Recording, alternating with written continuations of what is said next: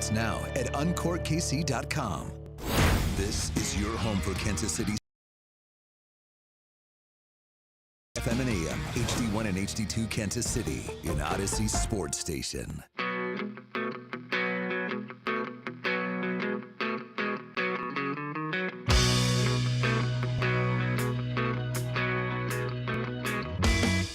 I'm going to be honest, I kind of expected the last 24 hours to be a lot more entertaining than it has ultimately become. I thought we'd have a ton to talk about with the Kansas City Chiefs at the trade deadline, and like everybody else, came out sorely disappointed. Doesn't matter. We'll discuss other items, including the Chiefs' lack of activity at the deadline yesterday, here on tonight's edition of After Hours on 96.5 The Fan. Logan Weber alongside Jacob Mustard. We're with you till 9 o'clock tonight. We will have Jordan Foote joining the show at 8 p.m. to talk about the Kansas City Chiefs, the bye week, what to expect from this team moving forward, and so much more. Reminder, this hour on 96.5 The Fan is brought to you by Circa Sports. Sports betting the way it should be. It's coming to Missouri with Circa Sports. So let's discuss a little bit of what we saw, or rather didn't see yesterday, during the course of the NFL trade deadline. Massive names. The biggest names I have seen moved at the trade deadline in quite some time in the National Football League. You will typically see a name or two, maybe even three, that are sort of like, okay, you know, those are middling players. They're definitely an upgrade at a position, but they're not massive. Multiple all pros moved yesterday at the trade deadline. They just happened to come from one particular team that nobody really, I think people saw Quinnen Williams going, but I will certainly say I did not expect Sauce Gardner to go anywhere. That was a move that, when it came out, shocked me. And when I saw the price tag on that move for Sauce Gardner, I was even more shocked. Multiple first-round picks for Sauce Gardner. And yet, the Kansas City Chiefs did nothing. There were reports, rumors circulating online yesterday, right as the trade deadline was closing down, and then immediately after the trade deadline closed officially, that the Chiefs and the Jets were negotiating for Breece Hall. The Chiefs were offering a fourth. The Jets wanted a third. And Brett Veach in Kansas City determined that that asking price was far too high. To which I respond with, did we all just forget about the Kadarius Toney trade? Now, I understand that there are some differentiating circumstances. You can't outright compare the Breece Hall hypothetical trade for a third-round pick to what the Chiefs did 2 years ago with Kadarius Toney, because Kadarius Toney was only in year 2 of his contract, right? Former first-round pick out of the University of Florida. You still had multiple years of team control for him, and you traded away a third-round and a sixth-round pick. The Jets weren't even asking for that sixth-round pick for Breece Hall. It was just the third. But Breece Hall is going to be a free agent at the end of the season, right? So it's a first 3 rounds pick in exchange for what amounts to a half a year rental. I was, frankly, a little bit disappointed.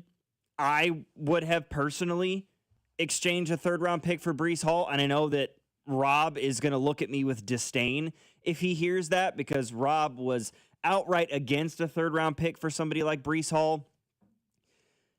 At least Breece Hall has shown some level of productivity to warrant the draft capital that was being asked for.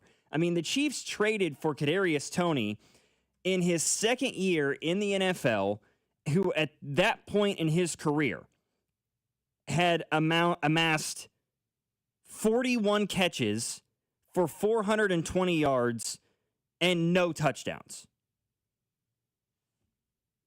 And I understand that somebody already mentioned it in the text line. The Chiefs had an extra third-round pick back then. The Chiefs have an extra fourth-round pick this year. So, yes, I understand that by trading away a third-round pick, you are now without one, but you've got 2 in the fourth round that you could use on a couple of different players, or package those and move up into the third round if you so chose. Whatever the situation calls for. Take a fourth round and a sixth round pick and try to move up into the third. You had opportunities, I believe. And this is going to go one of two ways, right? So another person in the text line says, to think that the Chiefs were going to make any serious trades means you don't understand where their cap lies and what resources it would take.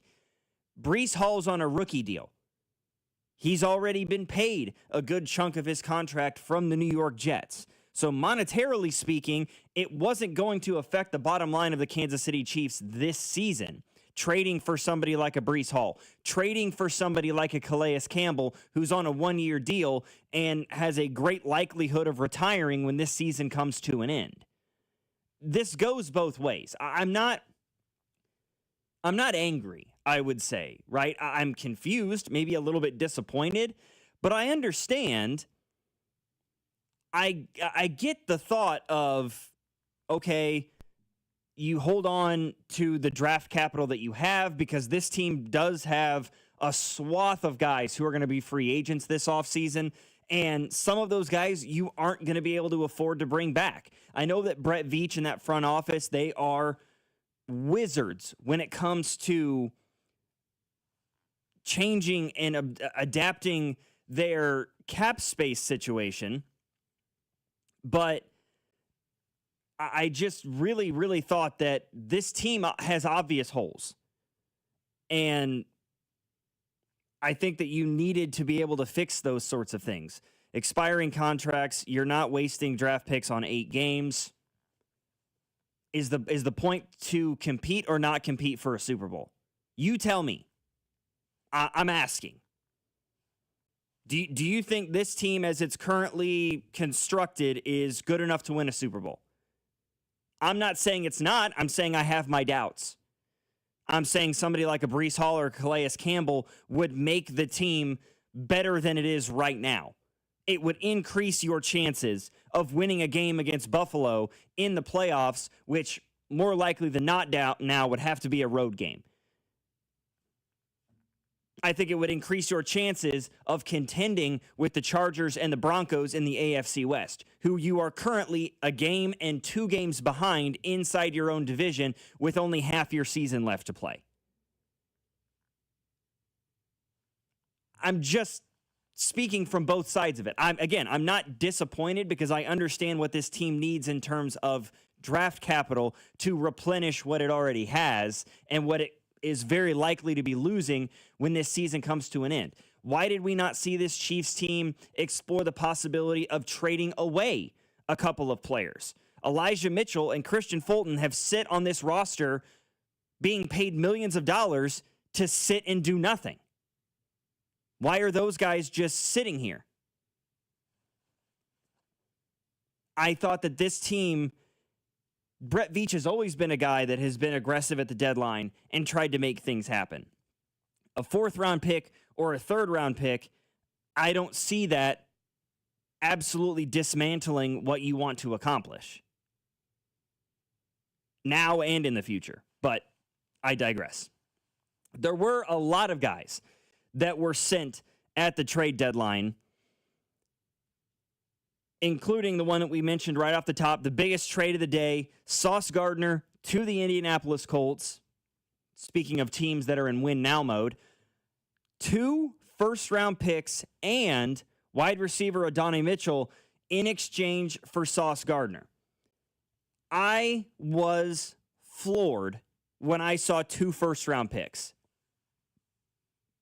That's not generally something that happens a lot. 2 firsts for anybody. And I understand that Sauce Gardner is one of the best corners in the National Football League. He burst onto the scene as a rookie out of Cincinnati. This is a guy who has won Defensive Rookie of the Year. He's been a multiple-time All-Pro.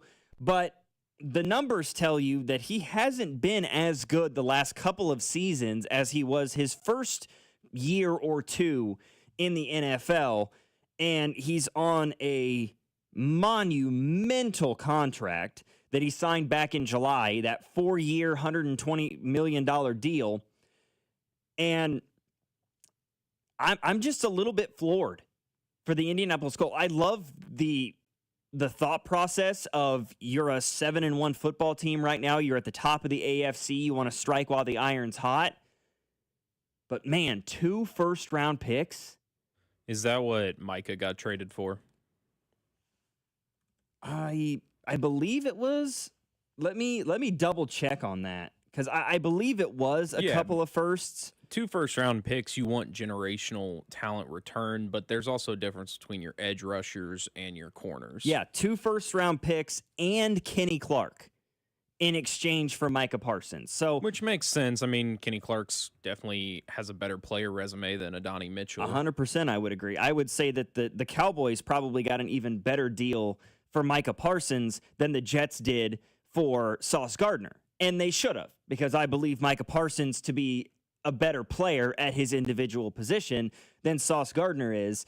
And speaking of the Cowboys trading away players, trading for somebody like Kenny Clark, the Dallas Cowboys may have just formed the best interior defensive line in the National Football League, as they traded for Quinnen Williams from the New York Jets. They traded away the 2027 first-round pick they got from the Packers, as well as a 2026 second-round pick. They also traded away Mozzie Smith to get this deal done. Mozzie Smith, who is a younger player in this league. He was a former first-round pick. Massive interior defensive line presence, 6'3", 337, but not as good a player as Kenny Clark or Quinnen Williams. The New York Jets trading away very easily their 2 best players in exchange for 3 first-round picks, a second-round pick, and 2 young talents in wide receiver Adonai Mitchell and a defensive tackle in Mozzie Smith. Have either one of those guys really lived up to their billing coming out of college football? No, not yet, but the potential still exists. Very, very interested to see what this does for the New York Jets and what the likelihood is of them just using those 3 first-round picks on a trio of quarterbacks that they will treat extremely poorly and will end up being great players elsewhere. Thoughts? That's just what the New York Jets do, man. Sam Darnold, Zach Wilson, any other quarterback they've drafted in the last, 50 years post Joe Namath. I'll believe it when I see it. I like the package that the Jets got back in exchange for those 2 players, but they are one of a very, very small amount of guys that the Jets have drafted in recent years that have actually been no doubt bona fide hits. You paid them big time money, and less than 2 years later for Quinnen Williams and less than a year later for Sauce Gardner, you've traded them both away. Also, what pick did Gardner and Williams get drafted with? Early picks. Very early. This Colts pick, at least for this year, is not going to be that early. You're maybe expecting to take one with your own pick, since they are probably going to win the Tankathon now.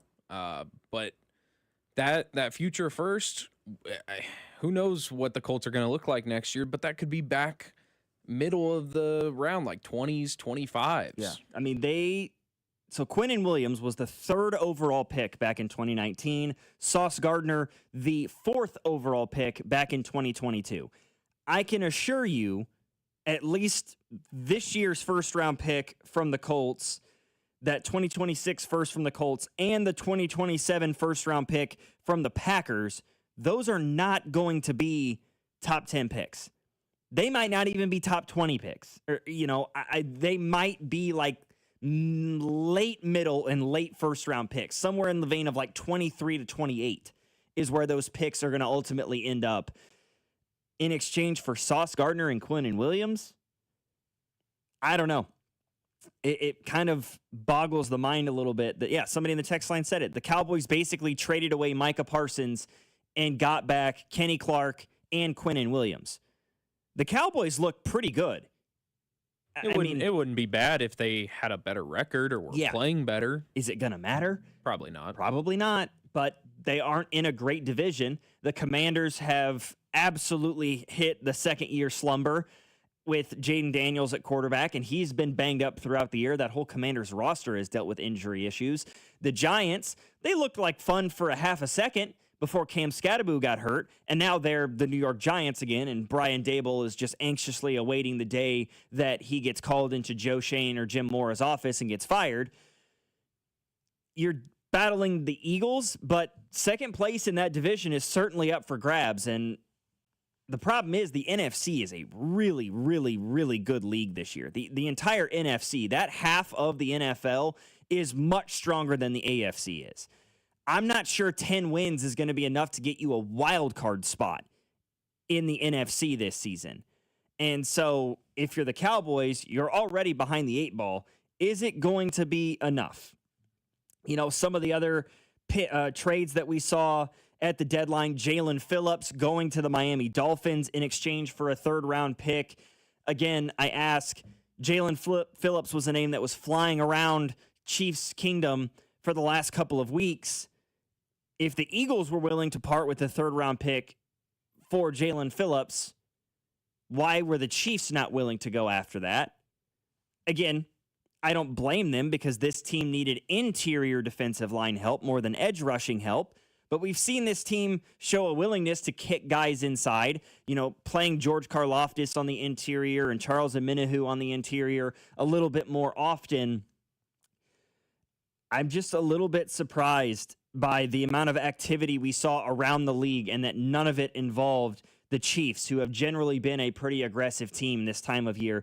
Every year, the Seahawks bringing in Rashid Shaheed, and the Saints actually getting a pretty good package out of him, a 4th and a 5th in exchange for Rashid Shaheed. Again, shows that the Seahawks are serious about winning now. That's a really strong wide receiving core that they've got now, that trio of Jackson Smith and Jigba and Cooper Kupp, and now Rashid Shaheed, who is a much bigger, much more of a vertical threat with his straight line speed, could open up things a little bit more in the middle of the field for guys like Kupp and Jackson Smith and Jigba. The Jaguars going after Jacoby Myers, understanding that outside of the Colts, it's a really, really laxed division in the AFC South. Jacoby Myers obviously wanted out of Las Vegas. They got a 4th and a 6th back for a player like Jacoby Myers, who was not performing at a high level this season as he had in years past. The Patriots trading away a pair of guys, you know, was it Duggan who they traded away, the safety, or Kyle Duggar? That was a while back, to the Steelers. And then they traded away defensive linemen in the form of Keon White to the 49ers. Yeah, I mean, both those players were relative to the Patriots. Keon White shows promise, a good piece for the 49ers. Kyle Duggar, just a solid safety. I mean, he'll help the Steelers win now. Yeah. The Eagles trading nothing too much. The Eagles trading for Jair Alexander, I don't think does anything. I don't think Jair Alexander is a healthy player anymore. The Cowboys getting Logan Wilson from the Bengals for a 7th-round pick. What does Logan Wilson have anymore? I don't know. This is a guy who got benched by the Bengals. So he wasn't bad enough to start, or he wasn't good enough to start on the worst defense in the NFL. So what does he bring to the table anymore? I have absolutely no idea. But it was a strange trade deadline. It definitely was.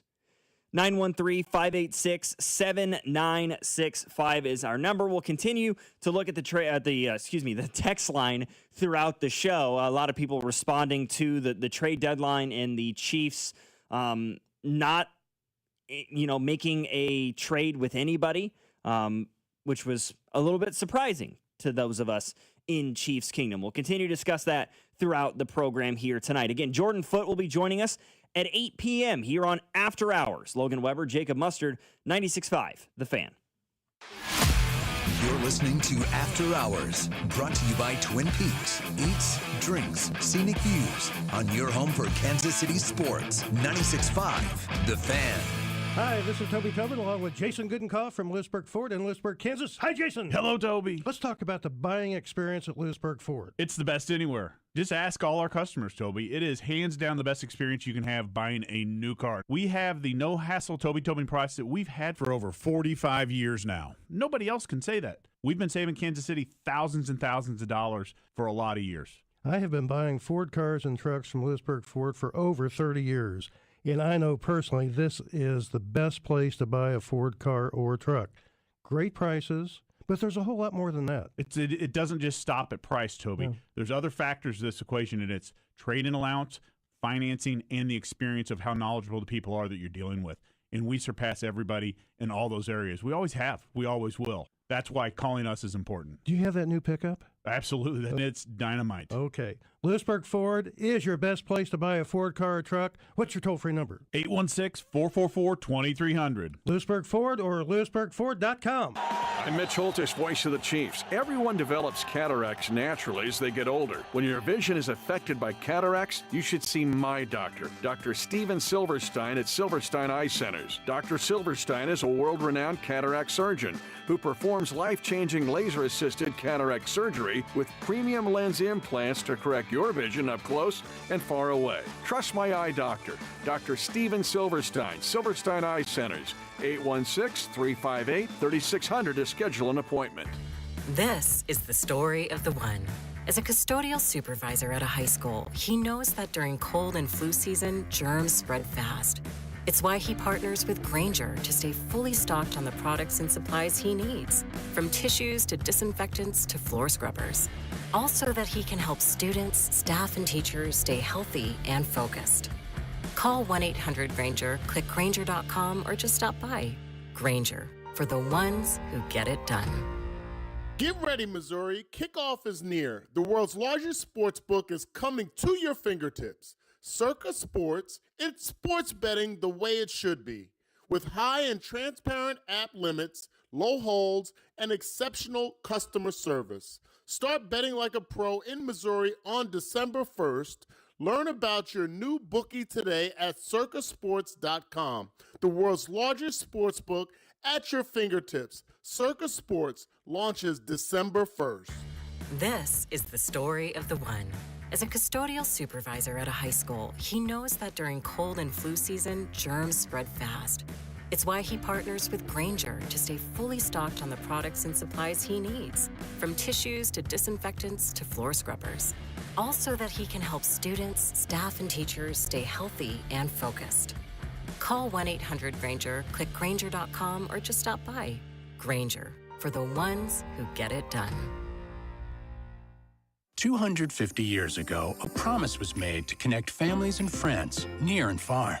And during the holidays, that promise is more important than ever. That's why USPS is building a better network to meet your needs, with timely deliveries, easy and affordable ways to ship, and everything you need to make your season full of holiday cheer. Our purpose is delivering your peace of mind, knowing your love will arrive, bringing joy to all. The United States Postal Service. Learn more at USPS.com/holidays. Tonight, expect a low of 48 with partly cloudy skies. Weather brought to you by Robert Half. Our recruiters' expertise and award-winning AI will find you the skilled candidates you want. At Robert Half, we know talent. Visit roberthalf.com/talent today. Did you know we have an Instagram channel? MVP Monday, Chiefs Take Tuesday, best bets, fantasy football advice, and real-time updates during Chiefs games. Get behind-the-scenes content from all the guys on a daily basis. It's exactly why Instagram was created, to look at a bunch of 30-year-old dudes giving sports opinions. Kansas City's FM sports station and your home for Kansas City sports. 96.5, The Fan.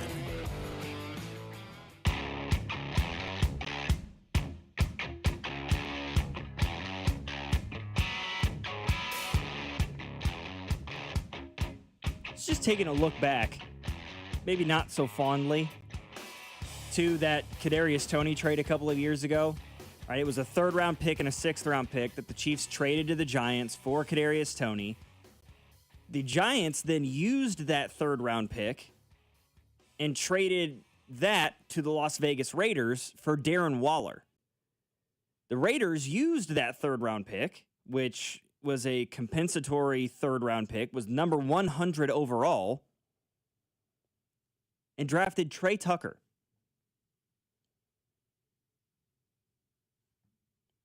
That's how the Kadarius Toney trade unfolded. And yet, somehow, a third-round pick for Breece Hall was just going to break the bank. Somebody in the text line said the Chiefs offered a 4th-round pick for Breece Hall. I mentioned that already. They put in the work. The silence doesn't mean they sat on their hands. I'm not saying they sat on their hands. I'm saying that the final product was a big old nothing burger. A 4th-round pick compared to a 3rd-round pick apparently was too steep a price to pay. Why? I can only speak for myself. I'm not entirely sure. Somebody in the text line said, yeah, it's a good thing you don't run the Chiefs. Fair point. But I'm not the only one who thinks that this team has issues, and that if you weren't going to go after a defensive player, a running back like Breece Hall to open up your offense even further and make your offense even more elite, taking some pressure off your defense may not be the worst thing in the world. Well, instead, nothing happened. And that's just a bit surprising for a team that has been so aggressive at the deadline in years past, because for the last, I don't know, since the day Patrick Mahomes became the starter, this organization has been in win now mode, and it's a fine line. And Brett Veach has done a tremendous job of navigating that line between trying to win now without sacrificing the future of your organization. And it's not like anybody was talking about a 1st-round pick for somebody like Breece Hall. I don't feel like a 3rd-round pick is going to kill you. I just don't see how a 3rd-round pick for half the season would make any sense. He's an unrestricted free agent at the end of the year. You're right. He is. But again, are we trying to win now, or are we trying to win later? Have we been watching the same Chiefs? Because Kansas City doesn't want to run the ball, so why burn a draft pick on something they don't want to do? I'm not entirely sure that it is they don't want to run the football. We've seen them try to establish the ground game. Isaiah Pacheco has not been incredibly effective. Kareem Hunt actually was pretty effective against Buffalo on Sunday. I think we could all agree, watching that game, that Kareem Hunt ran the ball with extreme effectiveness. But that's not a guy you're comfortable giving the ball to 20 to 25 times a game. Are we comfortable giving Brashard Smith that level of action? No. This team hasn't had a 3-down back probably since Kareem Hunt's rookie year, prior to all the off-the-field issues. So who's to say that this Chiefs team isn't going to run the football? If you had a back who you really could believe in, they might. I disagree. Somebody else, all this is just theater. Andy wouldn't use Breece Hall. At this point, I don't think he'd use prime Christian McCaffrey. No. That's 100% untrue. Somebody else has an interesting little suggestion, though. Line up Rasheed in the backfield more, like the Niners did with Debo. There's your running back. They've done it a little bit, right? It's been somewhat effective. I don't know if I'd like to see it with a ton of regularity, but obviously they're not super happy with who they've got in the backfield right now.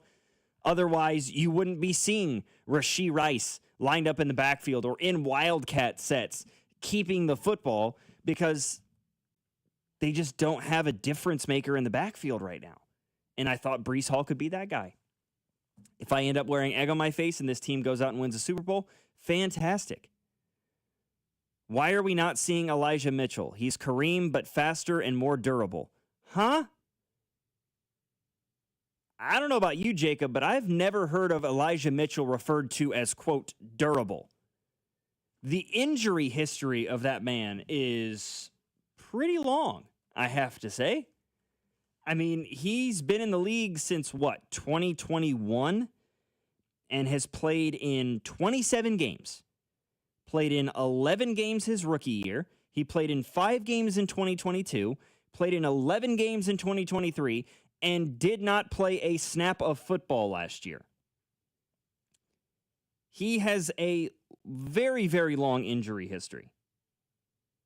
He had an MCL tear in 2022 and missed a good chunk of the 2023 season because of it. He had a hamstring injury in 2024 and missed the entire season. He was put on season-ending IR. Is the problem offensive line blocking more than poor running? No, I don't think it is. I really don't. I mean, that can certainly be some of what the problem is, but that's not all of it. Not when you've got Creed Humphrey and Trey Smith on the interior of your offensive line. The film and the numbers show us that Kingsley Suamataia has actually been pretty effective in the running game, as have Jalen Moore and Jawan Taylor and Josh Simmons when he's been out there. Really, the worst offensive line performance came on Sunday against the Bills, and that was more so in terms of the pass protection. And things really broke down when guys started to get banged up, and you lost Jawan Taylor and you lost Jalen Moore for a bit, and Wanye Morris came in, and that didn't pan out very well. I don't know. This is one that is going to be very much a split between those who wanted to see the Chiefs be aggressive at the deadline and those who didn't. And I think both sides have merit. I'm very surprised they didn't, but I'm not mad they didn't. I've said this before. Because I understand the amount of draft capital that they have, they are going to need that to replenish the roster. I get it. But I wouldn't have been mad or disappointed had they used a third-round pick to acquire a Breece Hall or a third-round pick to trade with the Dolphins for Jalen Phillips to try to improve this pass rush a little bit, because right now it is not good enough. 913-586-7965. This hour on 96.5 The Fan is brought to you by Circa Sports. Sports betting the way it should be is coming to Missouri with Circa Sports. Logan Weber alongside Jacob Mustard. You're listening to After Hours here on your home for Kansas City sports. Hey, don't forget, the Royals actually had the biggest news that came out of yesterday in the trade deadline. They're going to be bringing back a star. We'll talk about that next here on After Hours, 96.5, The Fan. You're listening to After Hours, brought to you by Twin Peaks. Eats, drinks, scenic views on your home for Kansas City sports. 96.5, The Fan. What's up, guys? It's Drew. Well, we're in the heart of football season, and the players, they got to be on their game and at peak performance and ready to go when it matters most to try and get a win on Sunday, Saturday, whatever time of the week they play. You also have to be ready and confident where it counts. I'm talking about Blue Chew, a small chew for a big difference. Day and nights just got longer and better for everyone because showing up matters during life's most exciting moments. Turn oh no into oh yes with Blue Chew. It'll have you feeling fantastic. Be ready when she is. It's not just about performance. Confident where it counts. Give her group chat something to talk about because nothing makes you more of a legend than a little Blue Chew. Discover your options at BlueChew.com and get your first month free when you use our promo code KFNZ at checkout. Just cover $5 for shipping. That's BlueChew.com and get your first month free. BlueChew.com and get your first month free. A small chew for a big difference. Then you'll be ready to chew it and do it. Ready for action, hockey fans? BetMGM, an official sports betting partner of the NHL, is giving players another reason to lace up and hit the ice this season. BetMGM is adding extra excitement to the goals, the checks, the face-offs, and the breakaways with special promotions, new features, and more. Log in throughout the season to find odds boost tokens, no sweat tokens, and parlay boost tokens in your account to amplify your winnings. Enjoy enhanced product features like Dark Mode 2. Log into BetMGM, an official sports betting partner of the NHL, all throughout the hockey season to see what's new. BetMGM and GameSense remind you to play responsibly. Gambling problem? Call 1-800-GAMBLER. See BetMGM.com for terms. 21 plus only. Kansas only. Existing customer offer. Subject to eligibility requirements. Rewards vary and expire in 7 days. Please gamble responsibly. In partnership with Kansas Crossing Casino and Hotel. Having unexpected car trouble or just in a car accident? Call Jay Southland Tow Service, 816-779-4869 or southlandtow.com. Use the tow service trusted by most local police departments. They can do it all. Be in the know and call Jay's Southland Tow. At Casey's, when someone asked for a cup of coffee that wouldn't put them in debt, but still had freshly ground beans, rich flavor, and a price that starts with a 9 and ends with a D9 cents, we were too nice to say no. Any size darn good coffee, just 99 cents with Casey's Rewards. Limited time only. See store for details. Hey, Zach, are you smiling at my gorgeous canyon view? No, Donald. I'm smiling because I've got something I want to tell the whole world. Well, do it. Shout it out. T-Mobile's got home internet. Whoa, I love that echo. T-Mobile's got home internet. How much is it? Look at that, Zach. We got the neighbor's attention. Just $35 a month. And you love a great deal, Denise. Plus, they've got a 5-year price guarantee. That's 5 whole trips around the sun. I'm switching. Me too. Yes, T-Mobile home internet for the neighborhood. Donald, you still haven't returned my weed whacker. Carl, don't you embarrass me like this, please. What's everyone yelling about? T-Mobile's got home internet. And Donald's got my weed whacker. Yes, T-Mobile's got home internet. Just $35 a month with auto pay and any voice line. And it's guaranteed for 5 years.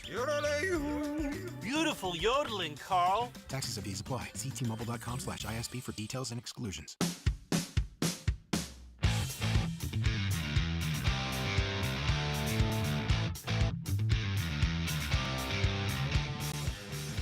Well, the biggest sports news of the day yesterday in Kansas City had nothing to do with the trade deadline in the NFL. The Kansas City Royals announcing a 2-year contract extension with Salvador Perez. The 2-year deal is worth $25 million and will keep him with the Royals through the 2027 season. That news was broken by Jeff Passan yesterday. Of course, Salvy's been with the team his entire career since he was called up in 2010, would that have been, or 2011 maybe? He was signed out of high school in Venezuela, so he's been with the organization for bordering on 20 years. Salvy has been with this team. And now it sounds like he's going to be with this team for quite a while longer. He is among the Royals franchise record books in almost everything. He is 4th all-time in offensive WAR for the Royals. He's 2nd all-time in defensive WAR, which puts him 4th in total WAR. He currently sits all-time in Royals history 2nd in home runs, 14 behind George Brett. So the likelihood of him passing George this season is pretty high. He's 6th on the team in career doubles.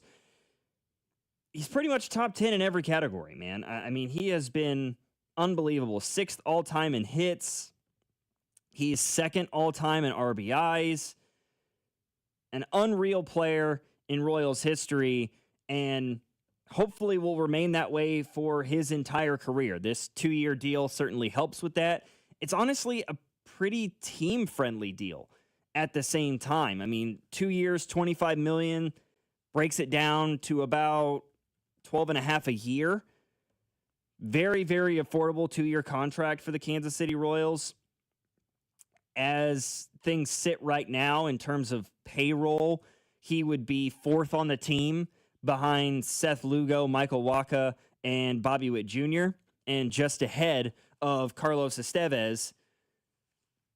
Pretty good the way that things shake out for the Kansas City Royals. And what his position looks like next year is going to be a fascinating thing to watch, because I believe best case scenario for the Royals is that Carter Jensen comes into next season, continues to play well, hit the ball well especially, and that can allow for Salvador Perez to slide into a more permanent designated hitter role.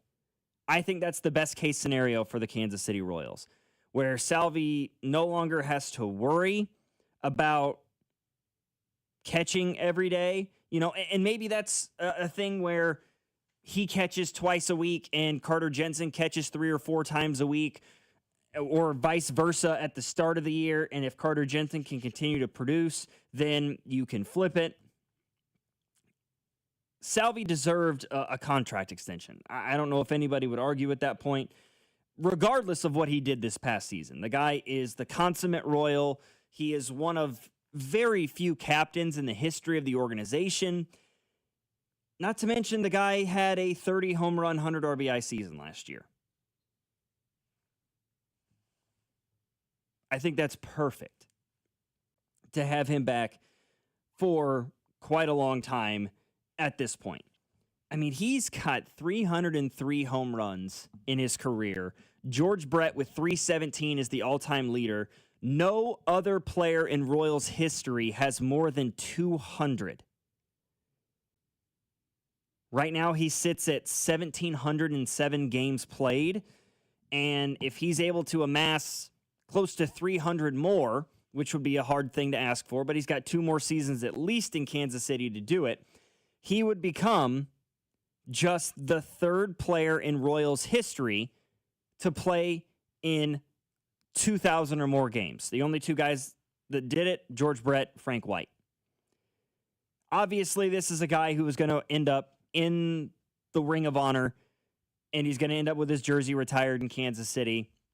Should show up in Cooperstown at some point. I believe that the plan has to be Salvi DHing more, Carter Jensen catching more, and allow for him to just focus his energy at the plate instead of behind it more often than not. Somebody in the text line says the Royals should need to sign Cody Bellinger. That's a lot of money for a guy like Cody Bellinger. This person's suggesting 4 years, $120 million. So that's what you're sitting at $30 million a year with that deal. You know, Bellinger had a pretty good year last year. He hit 270 with 29 home runs and 98 RBIs playing for the Yankees. $30 million would be far and away the highest paid player on this team. It would be close to $8.5 million more than Lugo is making right now. It's $12 million more than Michael Wacha is making right now. He would make more money than the Royals' current 3rd and 4th highest paid players, which are Bobby Witt Jr. and Salvador Perez, making just under $27 million next year. I mean, I can't say that I'm entirely against it, but that's a ton of money to shell out at one guy. I think that if it works, fantastic. But again, there are some slight underlying issues with this. Cody Bellinger traditionally has been a center fielder. So is the suggestion then to move Kyle Isbell to left? Make Cody Bellinger learn left field? So now your outfield is made up of a center fielder that you're moving into left field, which is kind of out of position for him a little bit, as well as having a right fielder in Jack Caglione, who is a first baseman that you're trying to convert into a right fielder. From a lineup perspective, I think it makes a lot of sense. It's another power bat. It's somebody who can drive in runs. He, throughout his career, has done a pretty good job of getting himself on base. He's a career 260 hitter. His career on base percentage is at 334. He's actually been able to lower his strikeout numbers quite a bit since he left the Dodgers. Back in 2022, he had 150 strikeouts in 550 plate appearances. In the 3 years since then, he has had more than 550 plate appearances, including this past season with the Yankees, 656 plate appearances, and he only struck out 90 times. So sees the ball much better than he did earlier in his career. But again, 4 years, $120 million to a guy who is 30 years old. He will be approaching 31 by the time next season begins and will turn 31 in July of next year. I don't know, man. That seems like a lot of money to throw at that situation. But it could pay major dividends and would certainly fill a hole that the Royals have, and that is their outfield production at the plate. They were among the worst teams in baseball in almost every statistical category in terms of outfield hitting. Somebody like Cody Bellinger can come along and change that, no question about it. Where would somebody like Cody Bellinger fit in the lineup? That's my question. Because if the plan is for Jonathan India to hit leadoff again next year, which seems likely considering that's what they traded for him for, had a bad year last year, they're hoping for a bounce back, but I would be willing to bet that you'll likely see Jonathan India in a leadoff position again next year. Bobby, of course, hits second, Vinny hitting third, possibly a switch if you wanted to have have Michael hit third, have Vinny hitting cleanup, Salvi hits fifth, or Bellinger hits fifth, Salvi slides down to sixth. You've got Carter Jensen or Caglione seventh, and then the other guy hitting eighth, Isbell hitting ninth. It's a pretty good lineup, I have to say. But $30 million to Cody Bellinger is a ton of cash, man. $30 million a year to Belly, which how that would shape up in, say, like the 2028 season, Bobby will be out of arbitration and officially into that massive extension of his. So, for example, next year, he's going to be in the third and final year of arbitration, making $20 million, and then Bobby's contract in 2028 leapfrogs itself up to $31 million. So by 2028, he'd be making less money than Bellinger, or more money, I should say. 2029, that jumps up to $36 million. Woo. I don't think it's incredibly likely, but I can't say I would be entirely against it. It would be yet another show of force from John Sherman and this Royals ownership group that they have a greater willingness to spend money compared to maybe some of the other ownership groups that the Royals have had in years past. 913-586-7965 is our number.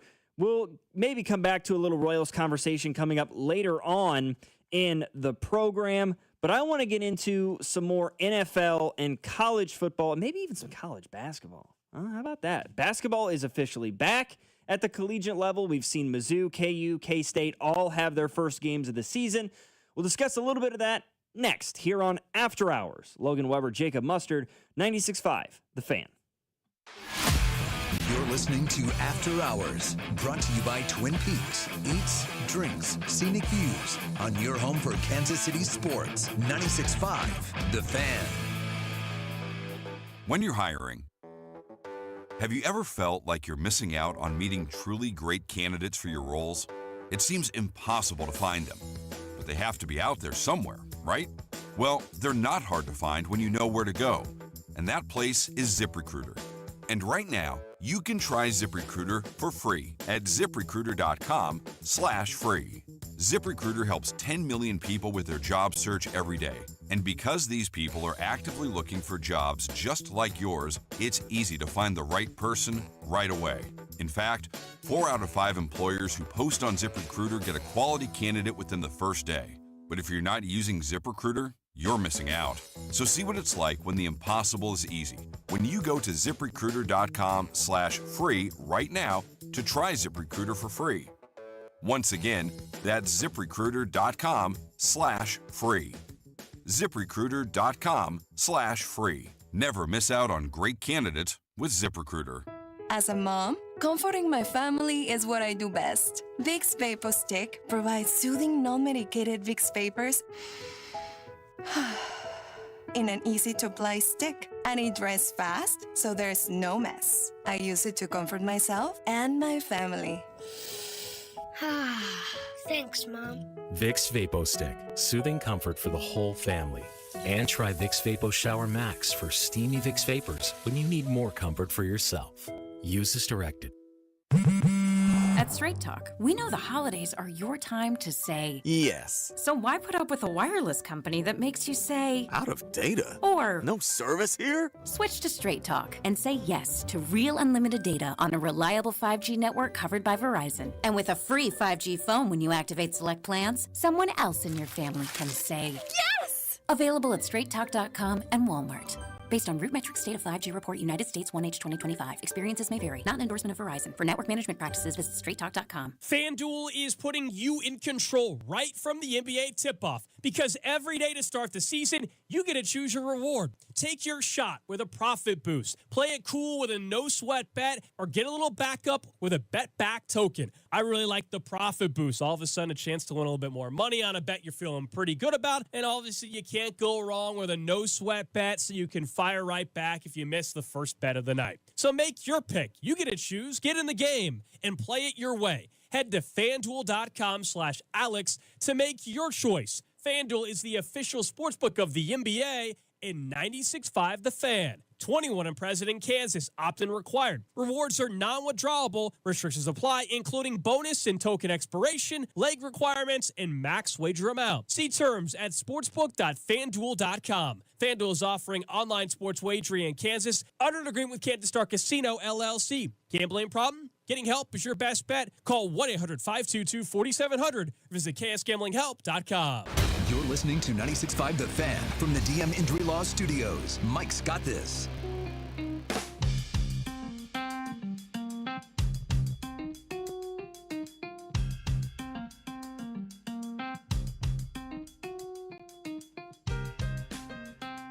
We'll talk some college basketball coming up in the 7 o'clock hour, but I got some messages in the text line, people talking about potential options for the Kansas City Royals, and this is one that I've seen several times, but I just don't think it makes any sense at all. Somebody says Alex Bregman to the Royals. What position is Alex Bregman going to play? Because he's a third baseman. You have Michael Garcia at third base, who was an all-star and just won a gold glove at third base. So you're going to move Michael Garcia to left field. Again, you're going to teach a guy a position that he doesn't have a ton of experience in exchange for somebody like Alex Bregman, who, yes, he might be a cheaper option than Cody Bellinger. He's not that much older than Cody Bellinger right now. He still provides a lot in terms of the lineup, but at least Belly has played the outfield. At least taking a guy from center field and potentially moving him to left field, whether that be Bellinger or Kyle Isbell, makes a little bit more sense for the Royals than having to take Alex Bregman and move him, or the more likely scenario, which is Michael Garcia, to left field. Bregman doesn't solve your outfield troubles, so I don't necessarily see that as a super viable option. Somebody else mentions Bo Bichette.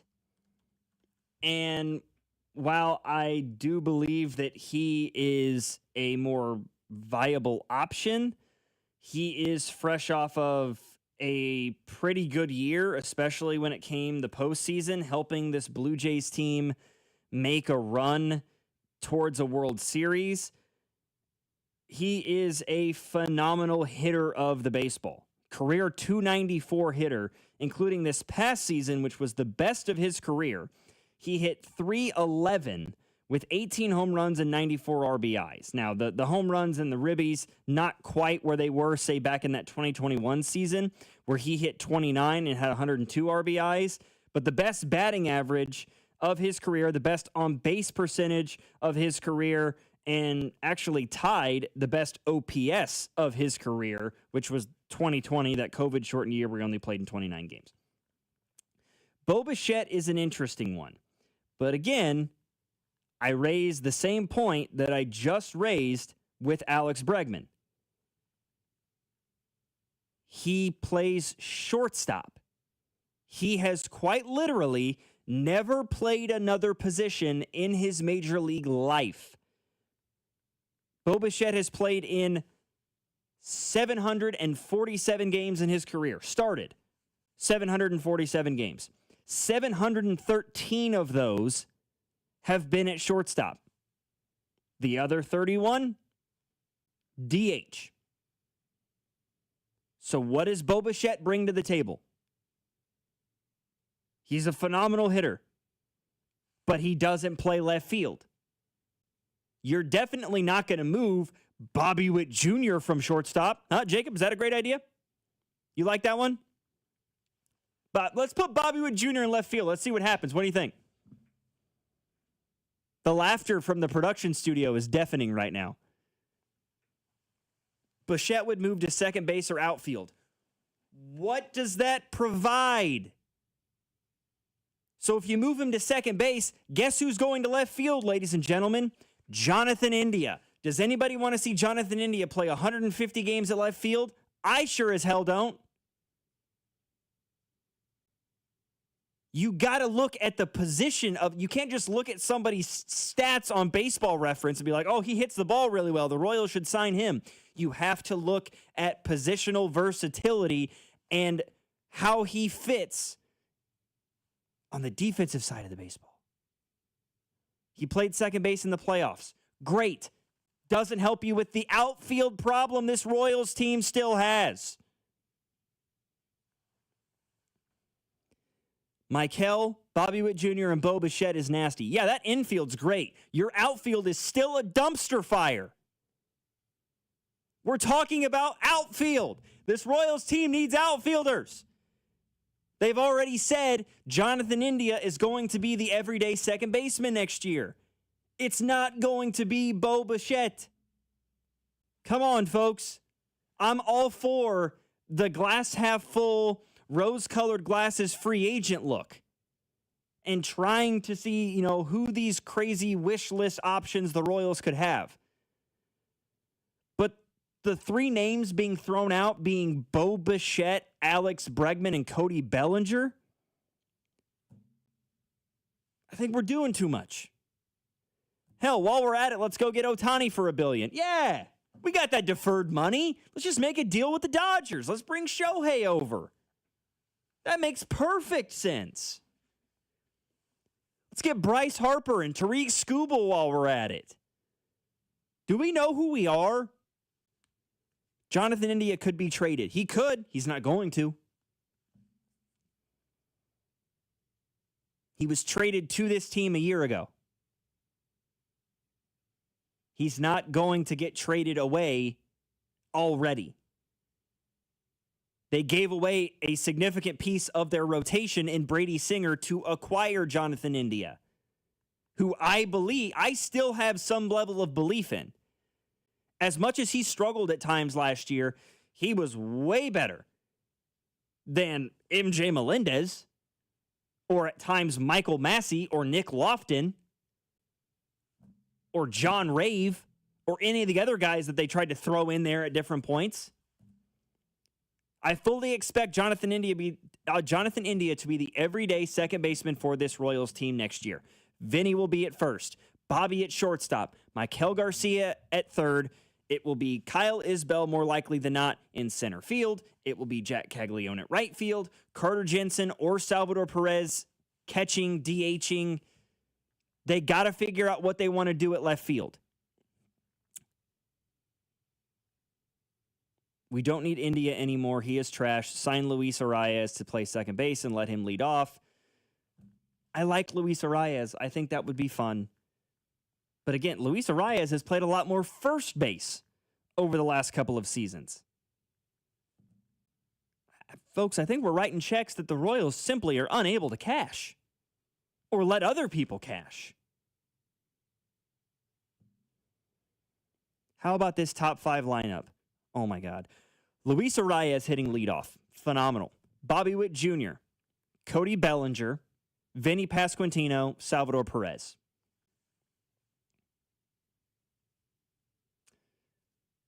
So there's no Michael Garcia in that top 5, which is kind of confusing for a guy that was just an all-star and a Gold Glove winner and hit 300. You going to pony up that dough? Are you going to pay for Luis Arias and Cody Bellinger to come to Kansas? You're going to pay that $60 million a year to get Luis Arias and Cody Bellinger coming? You're out of your mind.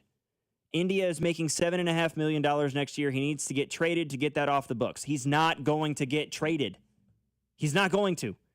Did you listen to J.J. Piccolo at the end of the season presser saying that he wants Jonathan India to be the everyday second baseman? Wrap your brains around it. That's what's going to happen. 913-586-7965 is our number. These hypotheticals are making my brain hurt. So let's get into the 7 o'clock hour. Let's talk a little college football. Let's talk a little college basketball.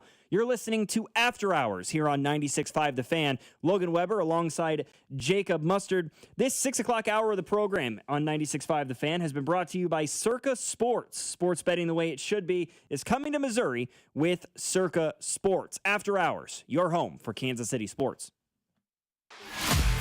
You're listening to After Hours, brought to you by Twin Peaks. Eats, drinks, scenic views on your home for Kansas City sports. 96.5 The Fan.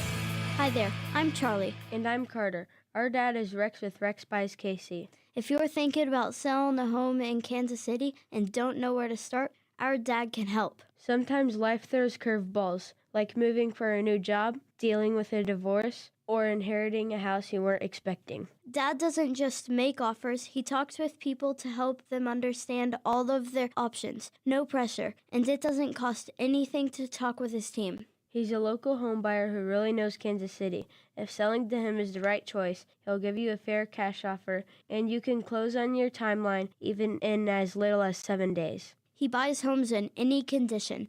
No need for repairs, no fees, no surprises. Just an honest, easy process so you feel good about your decision. Want to talk to him? Call 816-330-6000 or go to rexbuyskc.com. Rex Buys KC, helping people make smart choices one home at a time. He's a world champion arm wrestler and one of QC Kinetics' most outspoken advocates. When Monster Mike Todd severely injured his bicep, doctors recommended a career-ending surgery. Well, I definitely was never going to do that because I'm a competitive athlete. And he didn't have to because the QC Kinetics medical team jumped into action, treating the damage using Mike's own orthobiologics. No need for surgery. I think QC Kinetics was a huge help in my recovery. The percentages were that I would never make it back to this level. QC Kinetics regenerative treatments have helped transform, relieve, and restore thousands of patients with injuries and joint pain. There's a pretty good chance that with under 15 weeks, I'll be competing for the heavyweight world title. Yeah, so I might be 24-time world champion by the end of the year. You got this, Mike. And for anyone listening who's dealing with joint pain, the QC Kinetics consultation is free. So give them a call today. Call QC Kinetics, 816-412-6299. That's 816-412-6299. 816-412-6299. Morning, Zoe. Got donuts. Jeff Bridges, why are you still living above our garage? Well, I dig the mattress, and I want to be in a T-Mobile commercial like you. Teach me, Saldana. Oh, no, I'm not really prepared. I couldn't possibly. At T-Mobile, get the new iPhone 17 Pro. On them, it's designed to be the most powerful iPhone yet and has the ultimate pro camera system. Wow, impressive. Let me try. T-Mobile is the best place to get iPhone 17 Pro because they've got the best network. Nice, Jeffrey. You heard them. T-Mobile is the best place to get the new iPhone 17 Pro on us with eligible trade-in in any condition. So, what are we having for lunch? Dude, my work here is done. The 24 monthly bill credits on experience beyond for well-qualified customers plus tax and $35 device connection charge. Credits ended, balance due if you pay off earlier or cancel. Finance agreement iPhone 17 Pro, 256 gigs, $1,099.99 and new line minimum $100 plus a month plan with auto pay plus taxes and fees required. Best mobile network in the U.S. based on analysis by Ookla Speed Test Intelligence data 1H2025. Visit T-Mobile.com. When you're hiring, have you ever felt like you're missing out on meeting truly great candidates for your roles? It seems impossible to find them, but they have to be out there somewhere, right? Well, they're not hard to find when you know where to go, and that place is ZipRecruiter. And right now, you can try ZipRecruiter for free at ZipRecruiter.com/free. ZipRecruiter helps 10 million people with their job search every day. And because these people are actively looking for jobs just like yours, it's easy to find the right person right away. In fact, 4 out of 5 employers who post on ZipRecruiter get a quality candidate within the first day. But if you're not using ZipRecruiter, you're missing out. So see what it's like when the impossible is easy. When you go to ZipRecruiter.com/free right now to try ZipRecruiter for free. Once again, that's ZipRecruiter.com/free. ZipRecruiter.com/free. Never miss out on great candidates with ZipRecruiter. Subscribe to our YouTube channel to watch all your favorite shows. 96.5 The Fan, KFNC FM and AM, HD1 and HD2, Kansas City, an Odyssey Sports Station.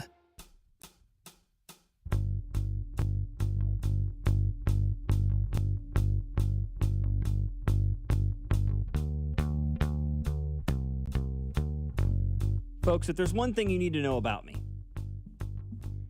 it is that as much as I love football, whether that be pro football or college football, as much as I enjoy baseball, basketball is where my bread is buttered, dude. I love the sport of basketball. It has been my favorite since I was a little kid. And college basketball is back. I have been looking forward to this for months, and it is back. Monday was officially the start of the regular season for college basketball, and we have already seen the three major regional teams here in the Kansas City metro area begin their seasons. We have even seen our newest addition to the higher ranks of college athletics in Missouri State have their first game of the year. And let's break it down. So let's start with KU. They preseason number 19 ranked team in the country. They played Green Bay on Monday. And the claim to fame for Green Bay's basketball program is that Doug Gottlieb is their head coach. They are horrendous. And I know what you're, hey man, they're a mid-major basketball school. Like, obviously they're not going to be up to the standard of where KU is at. And without question, they're not going to be where Kansas is. I'm saying from the perspective of where they are in the grand scheme of things basketball-wise, they went 4-28 last year. Dude, they lost to a Division II school. They lost to UI Indy by 9. Or IU Indy, I should say. This is not a good Michigan. They lost to Michigan Tech by 2.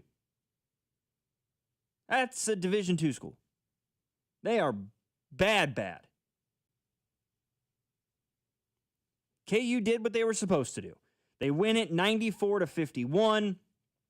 I know everybody is so amped up about Darren Peterson, and they should be. He's going to be a phenomenal player. He is in the running for the number 1 overall pick in next year's NBA draft. But Flory Badunga has a chance to become a lottery pick. I mean, he's got Joel Embiid sort of shades to his game. And you saw it at points last year as a freshman, but he's still so new to the sport and was still kind of trying to find himself a little bit coming out of the Congo and going to Kansas last year as a freshman. He made a statement in Monday night's game. 23 points, 6 rebounds, 3 blocks in only 25 minutes of action. 9 of 11 from the floor. Darren Peterson was 7 of 11. And overall for the game, KU shot 57% from the floor.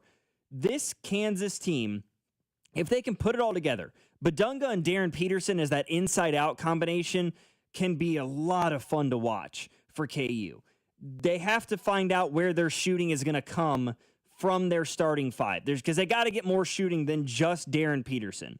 You know, Cole Rosario can provide some of that. That's what he's supposed to be bringing to this Kansas team. He was 1 for 6 from behind the three-point line in that game on Monday. But all in all, a really good win for Kansas. K-State got a big win earlier this week. I believe it was last night against UNC Greensboro, 93-64. They won that game. Biggest issue for K-State, and this is something that I've heard talked about for quite a while here in the lead up to the season. They're not a great free throw shooting team. And last night was the case. 11 of 20. They shot 55% at the free throw stripe. You have to be able to convert when you have opportunities at the free throw line. You have to. They're called free throws for a reason. Despite all that, they shot the ball extremely well from behind the three-point line. I mean, they shot 52% from 3 better than they did from inside the three-point line, which is kind of fascinating.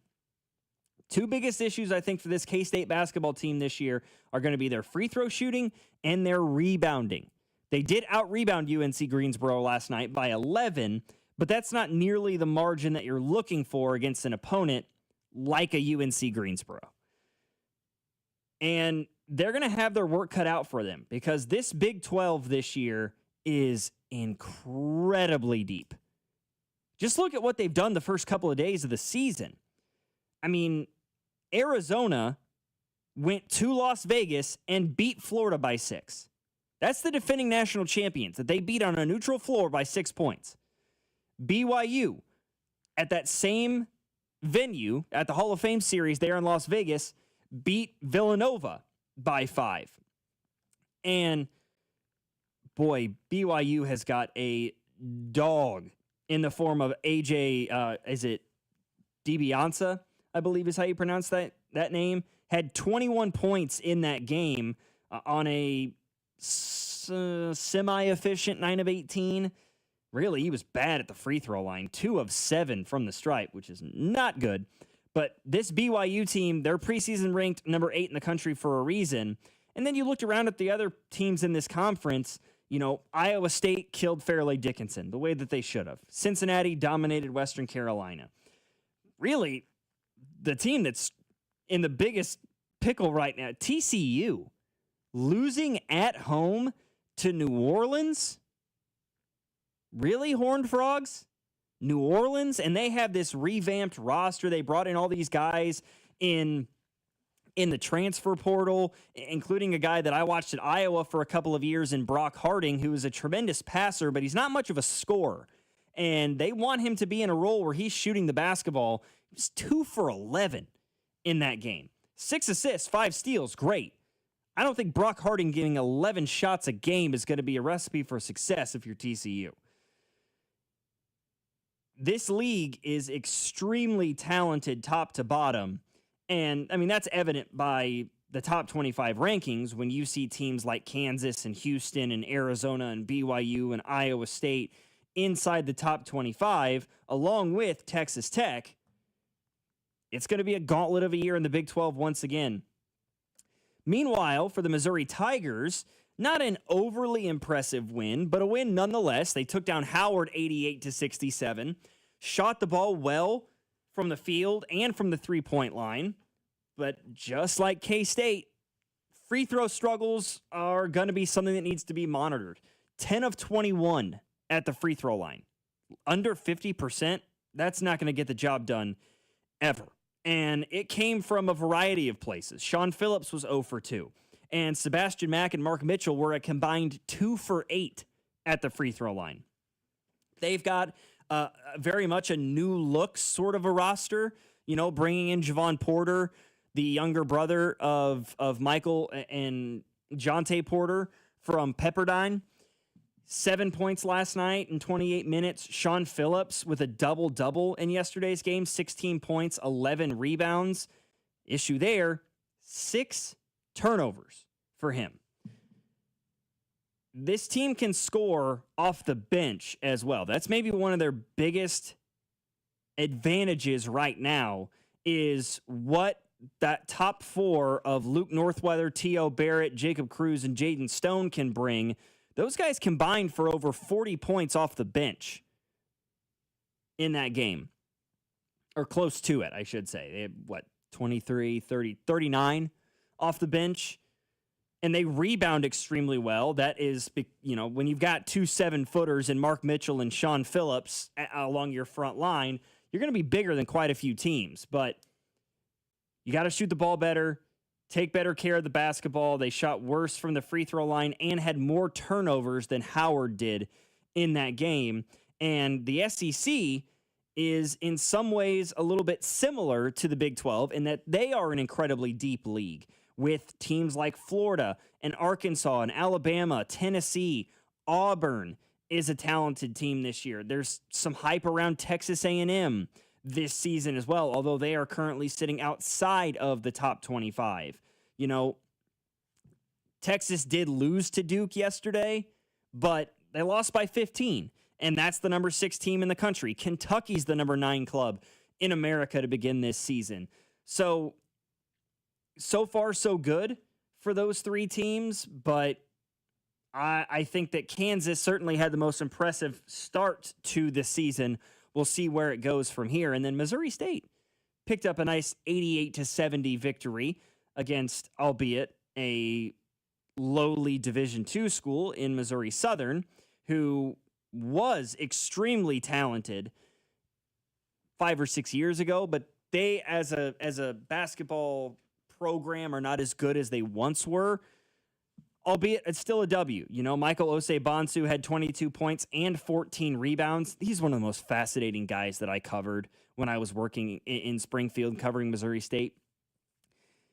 This man is 6'4", 280 pounds, and plays power forward or even a small ball center for this Missouri State team. Call him Big Mike. He was dominant against Moso. 22 points, 14 rebounds, 5 assists, 2 steals, and 3 blocks. And no turnovers. Keith Pallock III had 21 points in that one.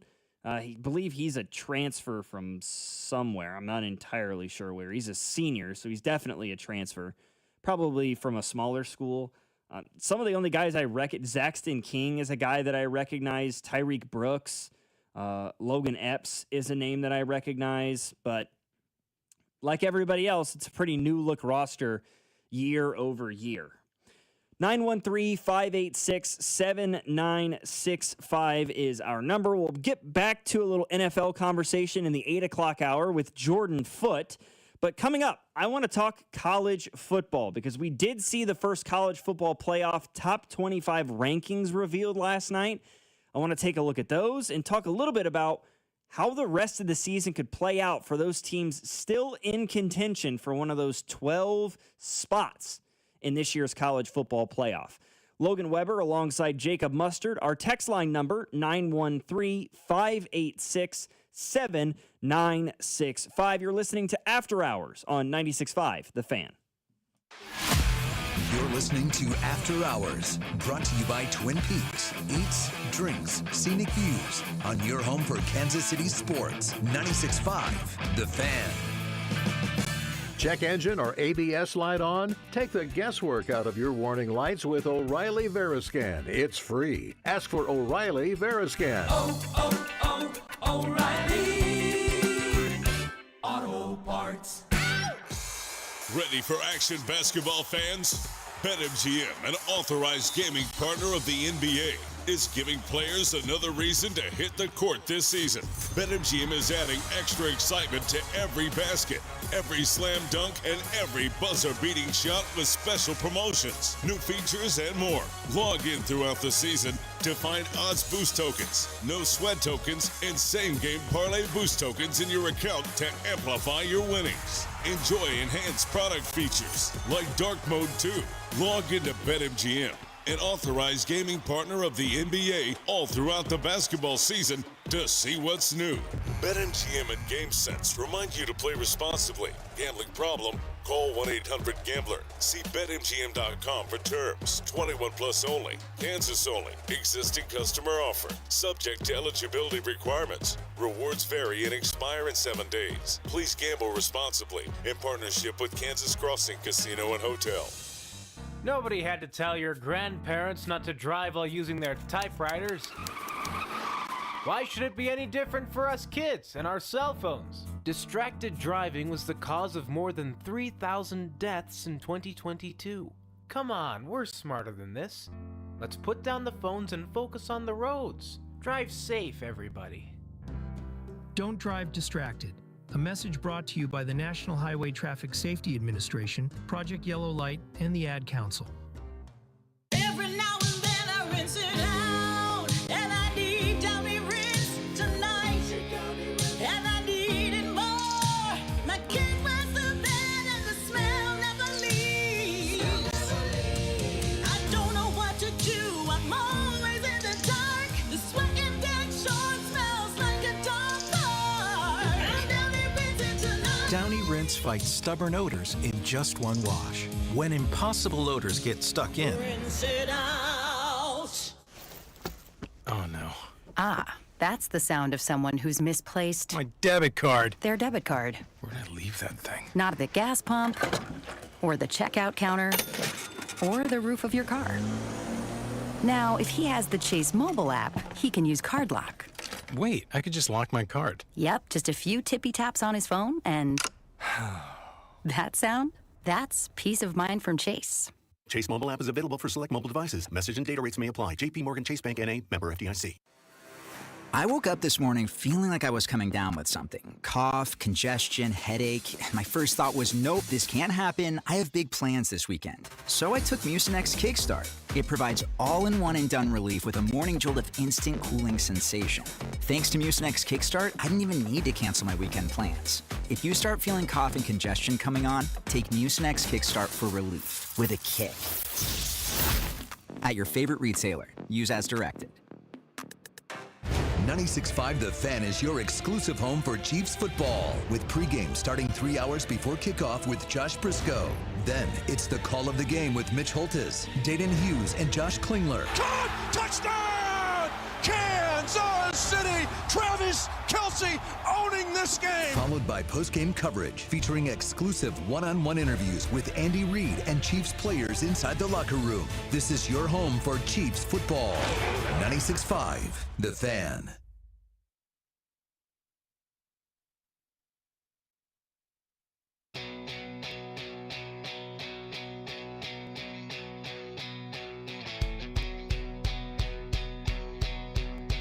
So for the first time in the 2025 season, we have a top 25 set of rankings from the College Football Playoff Committee. So we can no longer pay attention to the AP poll or the coaches poll. Those don't really matter anymore. It's all about the CFP at this point in the year. And there were definite discrepancies between the College Football Playoff and the AP's top 25 rankings for this week. Not necessarily at the top. The top 5 teams were all the same. Ohio State at 1, Indiana 2, A&M 3, Alabama 4, Georgia sitting at number 5. After that is when things started to separate a little bit. Oregon, who's the number 6 team in the AP poll, number 9 in the CFP. Ole Miss, who's at 7, jumps up to 6. BYU, who's 8th in the AP, is at 7. And Texas Tech, who's at 9th in the AP, is 8th in the College Football Playoff top 25. Notre Dame is currently sitting at number 10 in both polls. This is kind of an interesting one. You have Oklahoma, who lost to Texas, ahead of Texas in the AP poll at number 11, and yet Texas is number 11 in the College Football Playoff top 25. Haven't had a chance to say it because I wasn't here around this time last year. The College Football Playoff top 25 is a better poll than the AP. It is. I fully believe that without question. Right now, you know, the interesting part is about 17 through 25 is very different. Utah, who is number 17 in the AP, is 13th in the CFP. Georgia Tech is hovering right around that 16-17 mark in both. Vanderbilt, 15-16. Iowa, who's not even in the AP top 25, is number 20 in the CFP poll. USC is actually a spot higher. Mizzou, who is 19th in the AP, is 22nd in the CFP. Michigan's at 21st in both. Tennessee is inside this top 25 at 6-3. They are 25th in this set of rankings, which I don't necessarily agree with. I know that they're 3 good losses, I guess you could say, but you're still a 3-loss football team. And so, like, Cincinnati is not in this top 25. Memphis is not in this top 25 for the College Football Playoff, despite the fact that Memphis is 8-1, and they are not in the College Football Playoff top 25. So looking at those rankings, how does the rest of the season play itself out? And it's going to be interesting to see because there are some huge matchups in college football this week and in ensuing weeks that are going to play a major factor. You begin with Friday night. You've got Northwestern against USC in Los Angeles. And while Northwestern is not a scary program, I guess you could say, they have been playing much better football since they lost to Oregon by 20. They beat UCLA at home. They beat a bad Louisiana Monroe team. They beat Penn State, got James Franklin fired, pitched a shutout against Purdue, and then lost on the road to Nebraska 2 weekends ago by only 7 points. This Northwestern team is quietly a decent football team and could give USC a little bit of a run. I don't see USC as a 14.5-point favorite in that game. However, that's where ESPN Bet has them as of right now. Of course, a game that matters a lot to this area, you've got Texas A&M going to Columbia to play Mizzou. Mizzou gets the benefit of a huge bye week in the lead up to this game, but Texas A&M is playing incredibly impressive football this year. And they themselves benefited greatly from a bye week last week.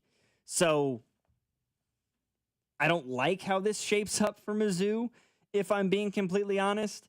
But if they were to somehow beat A&M, their college football playoff hopes rest squarely on their own shoulders, with matchups left against Mississippi State and Arkansas, who are a combined 1-9 in the SEC, with a road game against Oklahoma left on their schedule. That's their biggest game left after the A&M game at home.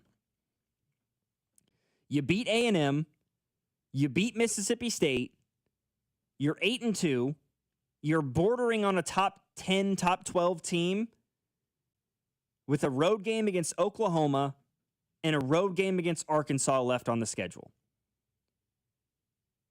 And somehow, in my heart of hearts, I don't see that happening. And really, I'm not sure. There's just a bad feeling I have in the pit in my stomach that if like Mizzou would win all three of those games, they would beat A&M at home, they would beat Oklahoma and Mississippi State and be 9-2, getting set to play a winless SEC team in Arkansas and lose that game and finish the year 9-3. When you had, if you win that game, you're 10-2, and you might be pushing yourself into the CFP. It's a big game at Kinnick Stadium this weekend as well. Iowa, Oregon, a game that, according to the AP Top 25, is not a Top 25 matchup. However, the CFP sees it differently. Oregon at number 9, Iowa number 20. It is only the third night game at Kinnick Stadium in the month of November in the last 10 years, 10 plus years. The last two times, and this is a fun stat for me, the last two times that Iowa was an underdog at home in the month of November, the second to last time was in 2016 when the University of Michigan came to Kinnick Stadium and Iowa won that game 14-13. Michigan was undefeated. They were 9-0 at that point. The most recent time, 2017, when a 7-1 Ohio State team came to Iowa City and left with a 55-24 beatdown. Will I go on record and say that that is what is going to happen this Saturday against Oregon? No, I will not. But I'm not going to outright say Iowa's going to lose this game because Kinnick Stadium is an incredibly tough place to play. At this time of year, even with it being a 2:30 kick, that fourth quarter is going to be under the lights. It's going to turn itself into a night game late there in Kinnick Stadium. If Iowa can stay close, this game could get very, very interesting. Hawkeyes do not throw the football extremely well, but they run the ball with extreme efficiency. This defense is as elite as any Iowa defense has been in past years, and they have actually done a much better job as of late turning teams over. They didn't have a ton of turnovers early in the year, but in the last 3 or 4 games, they've done a tremendous job of that. They've got 9 picks this year and 2 fumbles. So they got 11 total turnovers. 8 of those have come in the last 4 games. Could be an interesting one. If Iowa can turn Oregon over a couple of times and keep this game close late, weird things happen at Kinnick Stadium. Am I willing to put money on that? Absolutely not. But I might consider putting some money on Iowa to at least cover, with Oregon a 6.5-point road favorite in that one. BYU Texas Tech is a fascinating matchup. 2 top 10 teams. A Texas Tech loss really puts you behind the 8 ball when it comes time for, when you look at the Big 12 standings.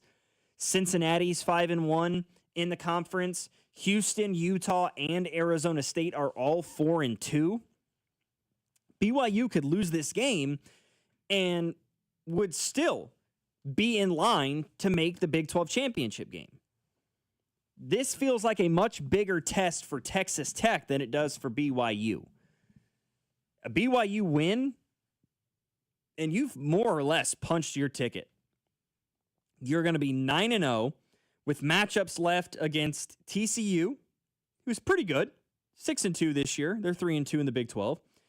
You're on the road against Cincinnati, which is another big matchup. Cincinnati's the only other team in the league with 1 or fewer losses. And then at home against UCF, who is 1-4 in the league. For Texas Tech, you win this game, you get to 9-1. You've got matchups left against UCF and West Virginia. Those 2 teams are combined 2-9 in the Big 12. You are playing the 4th and 2nd worst teams record-wise in the conference. You win this game Saturday against BYU, if you're Texas Tech, I believe you've punched your ticket to the college football playoff. Even if you get to a Big 12 championship game and, say, lose to BYU, I still think you get into the CFP at this point. I'm looking down the schedule a little bit further. There's not a whole lot of other super marquee matchups. LSU, Alabama, what the world is that game going to look like? Brian Kelly fired over there at LSU. That team's coming to Tuscaloosa to play the Crimson Tide, who have arguably been the best team in college football over the past 6 weeks, beating up on Wisconsin, beating Georgia on the road, beating Vanderbilt at home, beating Mizzou on the road, beating Tennessee by 3 scores at home, and then handling a really, really scrappy South Carolina team that was fighting for its life on the road, with LSU, Oklahoma, good God, Eastern Illinois, and Auburn on the road left on the schedule. It's a big one here for Alabama. If you take care of business, you push yourself to 8-1 with those 3 games remaining, Oklahoma, Eastern Illinois, Auburn, you could theoretically even lose to Oklahoma, beat Eastern Illinois and beat Auburn, and you would still have a fighting chance of getting into the CFP. I wouldn't hang my hat on it, though. Take care of business. You're going to be favored in all of these games the rest of the way out. But again, there's always something strange about playing a team that just fired its head coach, and that things can, look at what UCLA did after they fired Deshaun Foster. They bring in the interim head coach and the new Heisel guy is the OC, and they rattle off a couple of wins. And you're like, how in the world did they do that? LSU has that kind of opportunity. Auburn has that kind of opportunity going on the road to play Vanderbilt right after you fired Hugh Freeze. And how about Navy and Notre Dame? This game was much more intriguing a week ago prior to Navy losing to North Texas. But they're still 7-1, playing a 6-2 Notre Dame team that is top 10 in the country, with a marquee win against USC. They beat up on a 1-8 Boston College team by only 15 points.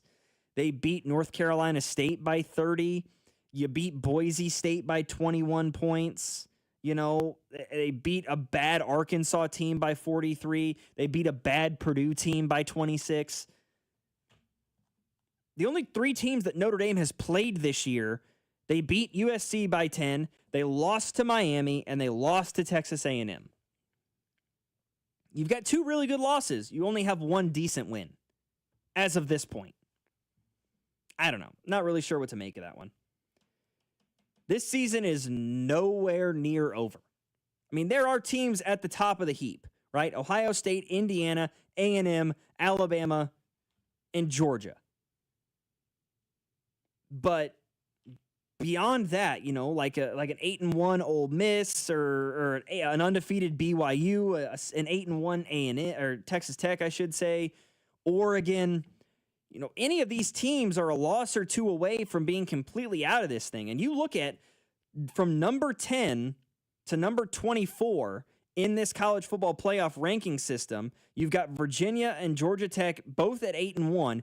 Everybody else from 10 to 24, outside of those 2, the other 12 teams in that set have 2 losses. Fighting for, as of right now, 2, 3, 4 spots. It's going to be fun to watch how this last month of the season plays out.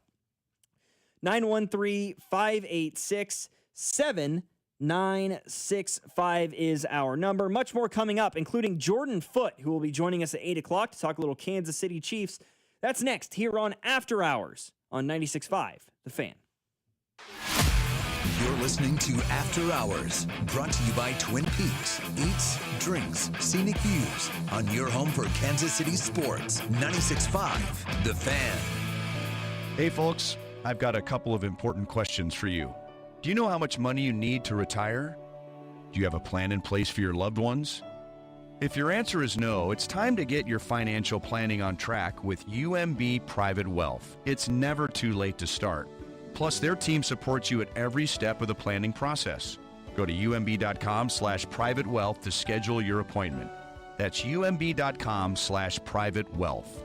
Why not start today? If you're in the market for a new home or looking to sell your home, you need to contact the only agent I would trust if I needed to sell my home. It's Dawn Sharp with the Sharp Homes team, brokered by Epic Realty. And with so much inventory coming on the market, buyers have choices. The Sharp Homes team helps you stage, photograph, and present your home so it's qualified buyers remember and want to fight to buy your home. Contact Dawn and her team via Google. You can just Google Sharp Homes Team. That's Sharp Homes Team. And start packing. Step into a world where substance meets style. Newton James, Kansas City's newest classic menswear and accessories boutique. They redefine what menswear should be, with pieces from designers like Ralph Lauren, Sid Mashburn, Grayson, and more. They'll have you covered from the boardroom to the golf course. At Newton James, they believe someone has to be the best-dressed man in the room. It might as well be you. Located in downtown Overland Park or newtonjames.com. Elevate your wardrobe, elevate your presence, only at Newton James. Hi, I'm Dylan, your friend and jeweler at Shane Company. As a customer service specialist, I love helping couples find their dream engagement ring. And guess what? I just got engaged, so it was fun to create one myself. First, my fiance tried on a bunch of ring styles and she was drawn to a classic diamond pave setting. Then we looked at different diamond shapes from pear to oval to cushion. She fell in love with the princess cut. At Shane Company, you can create a one-of-a-kind ring and get it in days, not weeks. Because a friend wants you to have a magical holiday proposal. Shane Company, your friend and jeweler. All right, you guys are doing great things for the community. Not that you don't always do great things for the community, but Hy-Vee is really stepping up this week. What do you guys have going on? This week, we are providing $3 hot meals to everybody, but on top of that, kids eat free. So adults, $3, kids eat free, 12 and under, and we're going to have a variety of meals Monday through Friday from 4 to 7. So these hot meals are just another way for us to look at our community and say, hey, we're here to help no matter what. Kids eat free. No kid in Kansas City should ever go hungry. That's our biggest push right now with Hy-Vee, and us providing these options is just absolutely incredible. But it's what Hy-Vee does. We step up when we can, and it's exactly what we're doing, why I love working for them. And you know, people always talk about this time of the year, it's the holidays or the food bank, the food pantry. You're doing it well in advance of the holidays, which I think is a good thing to keep reminding people. People are hungry all year long. It's not in November and December. Yes, right now, you know, the economy and just on certain times, it's tough right now. And so, again, going into the holidays, you know that we're going to be able to help in any way, shape, or form at Hy-Vee, and exactly what we're doing this week by showing that example. You guys are the best. Thank you. Makita's built for the pros who show up early, who don't do shortcuts, only precise cuts. With tools built to last, job after job, year after year. Performance that pays off, because when the job calls for the best, you answer.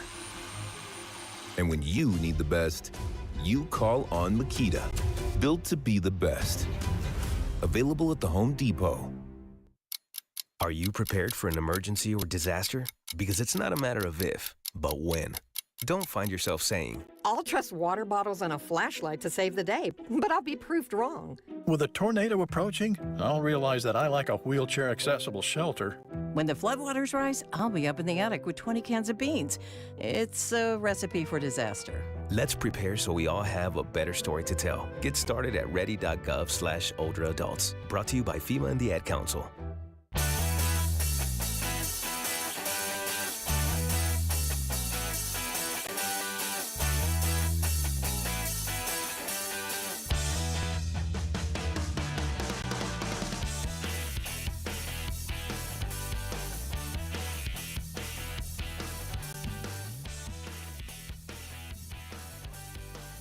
You know, I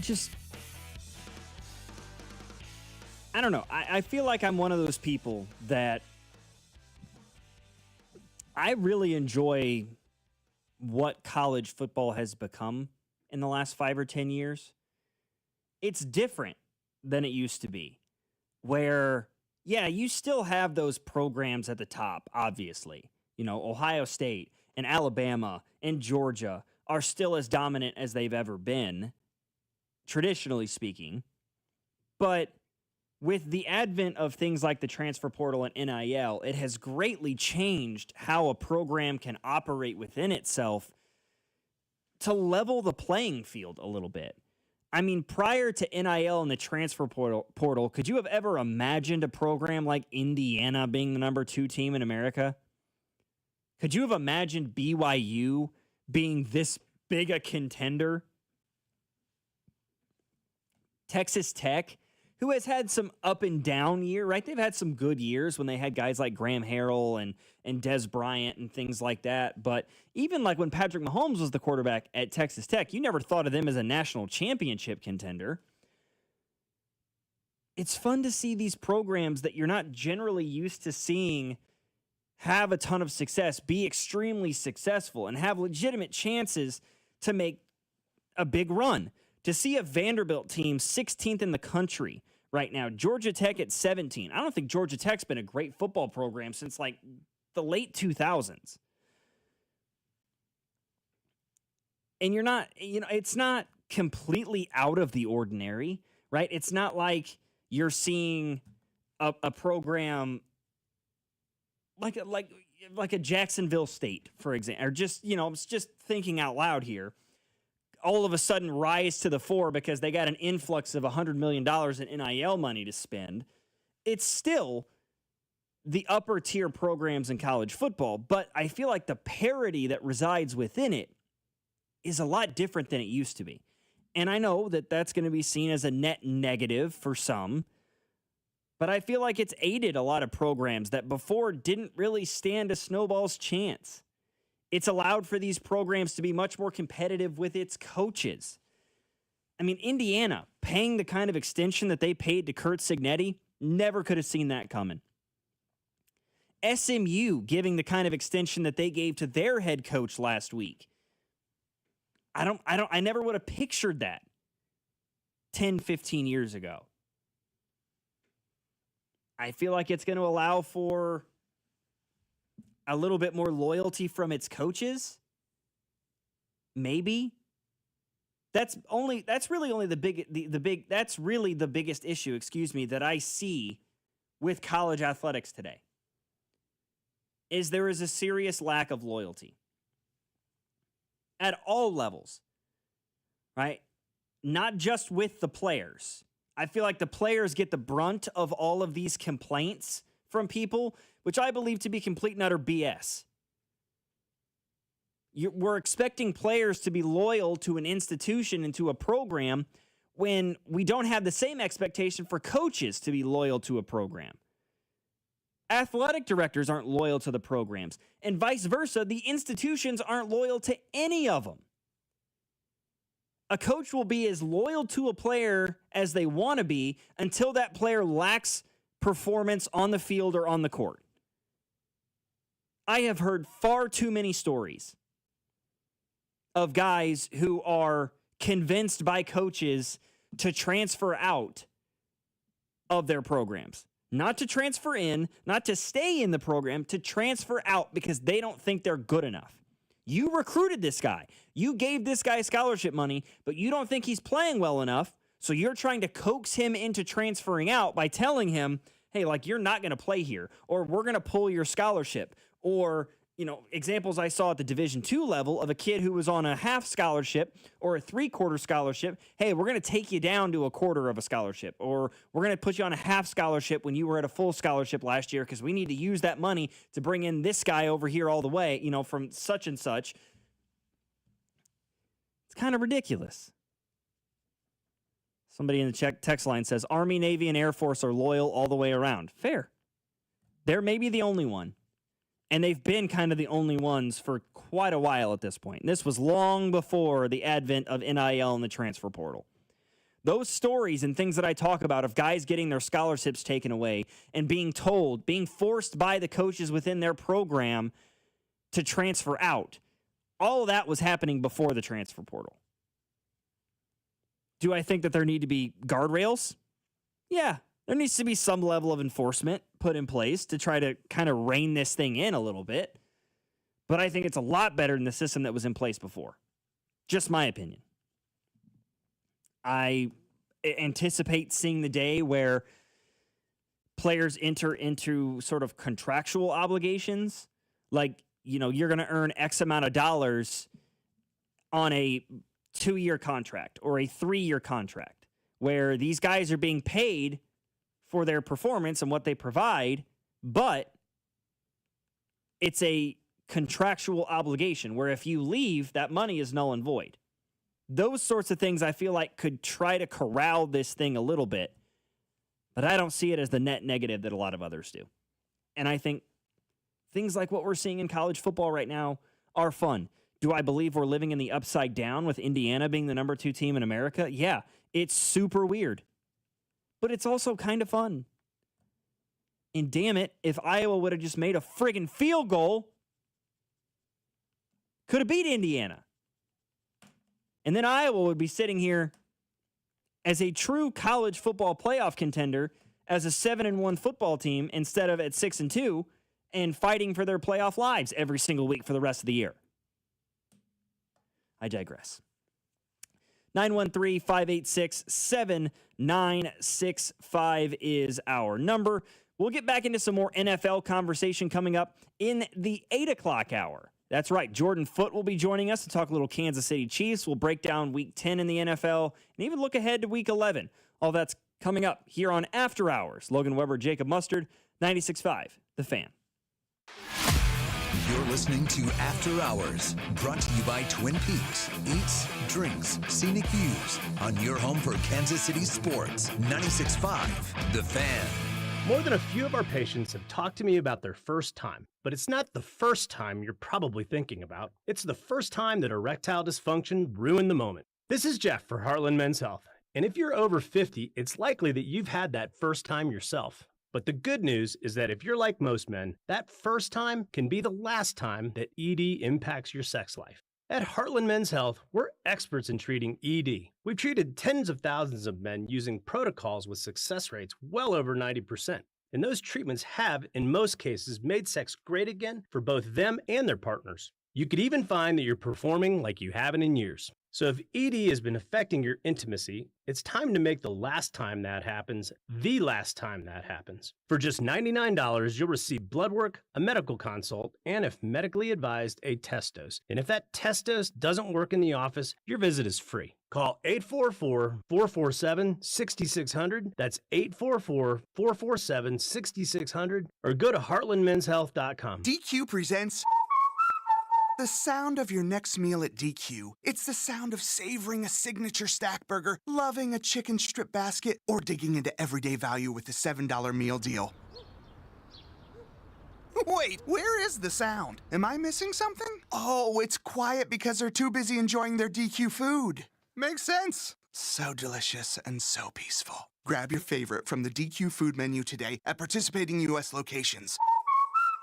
Only at DQ. Happy tastes good. I'm worth more. I'm worth more. I'm worth a lot more. And I completely agree. That's why I'll pay more for your car at GiveMeTheVin.com. That's the name of our new campaign. I'm worth more. You deal? I'll pay you $100 at GiveMeTheVin.com. Sell us your car.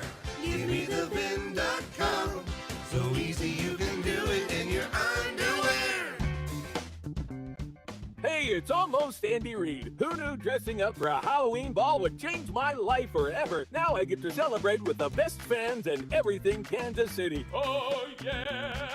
My journey also led me to Renner Garage Door, Casey's go-to team for garage door repair, replacement, and service since 1956. Renner features an MVP lineup from Delden, Amar, and Liftmaster. R-E-N-N-E-R, R-E-N-N-E-R. We all hear the radio ads about the IRS. They tell you to be afraid, to be scared, and they try to frighten you into calling. I'm not here to do that. Tax Relief Advocates is different. TRA is here to tell you that if you owe money to the IRS, whether it's $5,000, $50,000, or $500,000, we have a solution. It doesn't matter if you're sitting in your car, at work, or with your kids. No matter where you are, call now. 800-575-9834. Don't lose hope. TRA can eliminate or reduce what you owe to the IRS. Generous programs are now available that can give you a fresh start. Our passion is taxes and helping individuals fix their IRS problems. We have over 1,000 5-star reviews on Google and an A+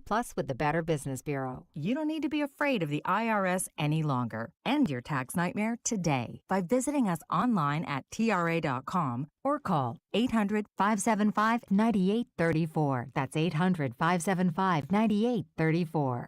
Tax Relief Advocates. Real solutions for real people. You're listening to 96.5 The Fan from the DM Injury Law Studios. Mike's got this.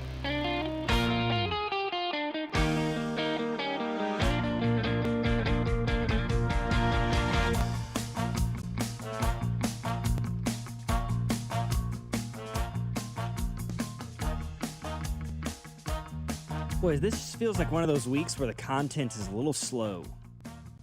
With the Chiefs being on a bye week, you can't really sink your teeth into anything Chiefs-wise because the team's out. I did see somebody put something on social media about Josh Simmons reactivated his Instagram account or something. Not really gonna. Yeah, he did. He went dark on Instagram, and now he's back. I don't know. He's got a lot of mystery going on. I'm not really gonna try to read into that one. It sounds like he's gonna be returning to the team, but what it looks like in terms of will he be ready to go for next week's game against the Broncos? I don't know, right? A guy hasn't done anything with the team in a month. Reed said that there's been communication. KCTV5 and a few other outlets reported that he did return to the team earlier this week. That initial report came from Ian Rappaport of NFL Network. They may need him. Right? I mean, Jalen Moore was dealing with a little bit of an injury during that game against the Bills. We saw Jawan Taylor leave the game and didn't come back. It was Wanye Morris running. So if Taylor is still beat up, then very strong chance you could see Jalen Moore at right tackle and Josh Simmons out at left tackle. That's certainly the case if Jalen Moore is in any way banged up for an extended period of time. But at least they've got something coming back, which will be nice. It's just going to be a matter of getting him back ready to go by the time they truly are going to need him.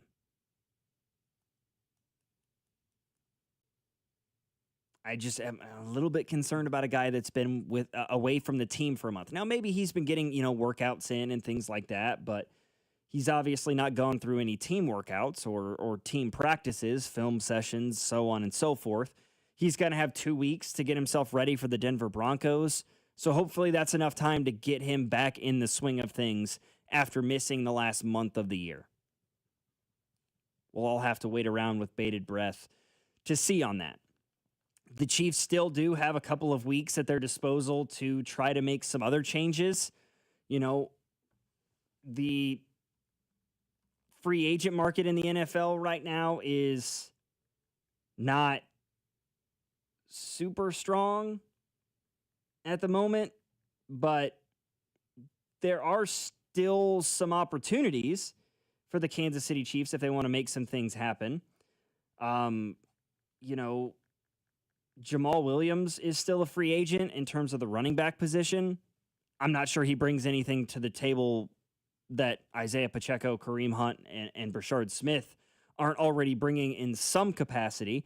Again, he's just going to be a depth piece.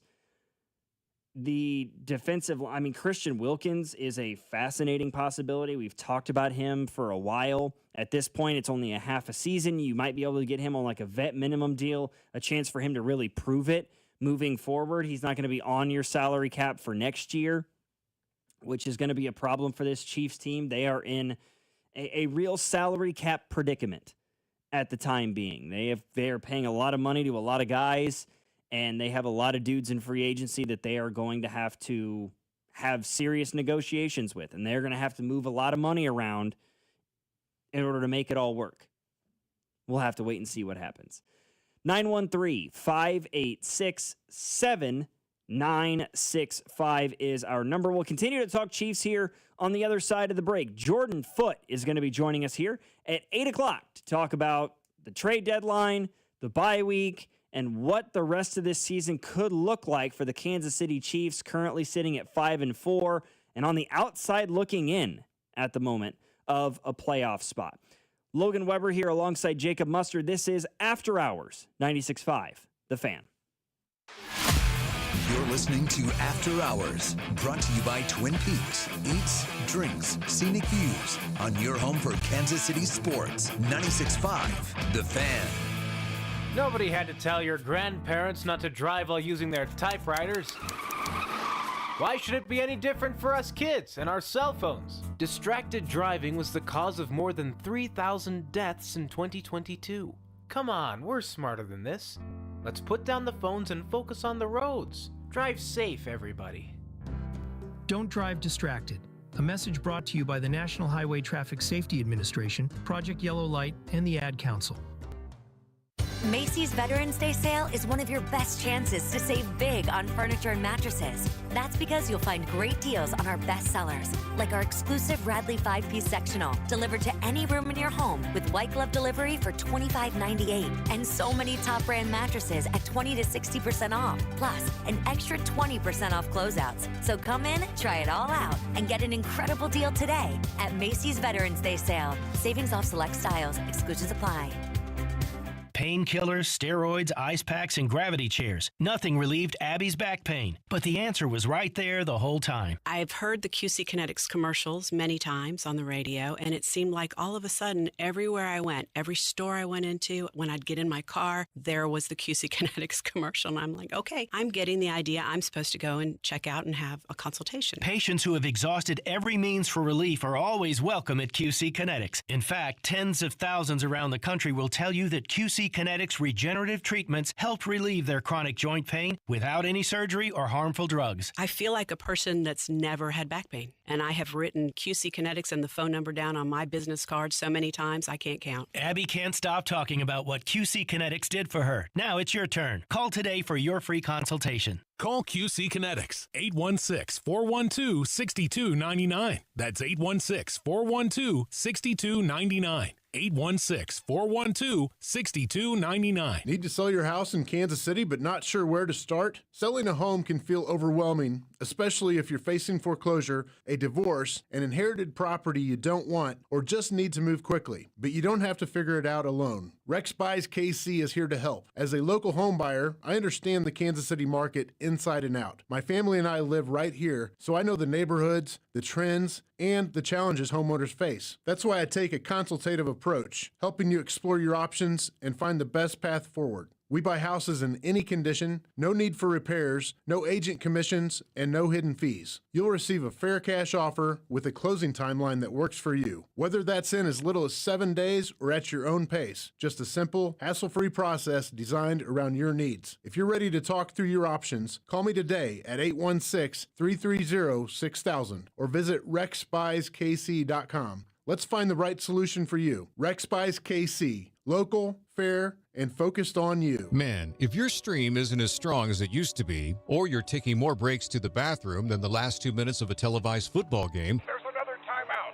We'll be back after this.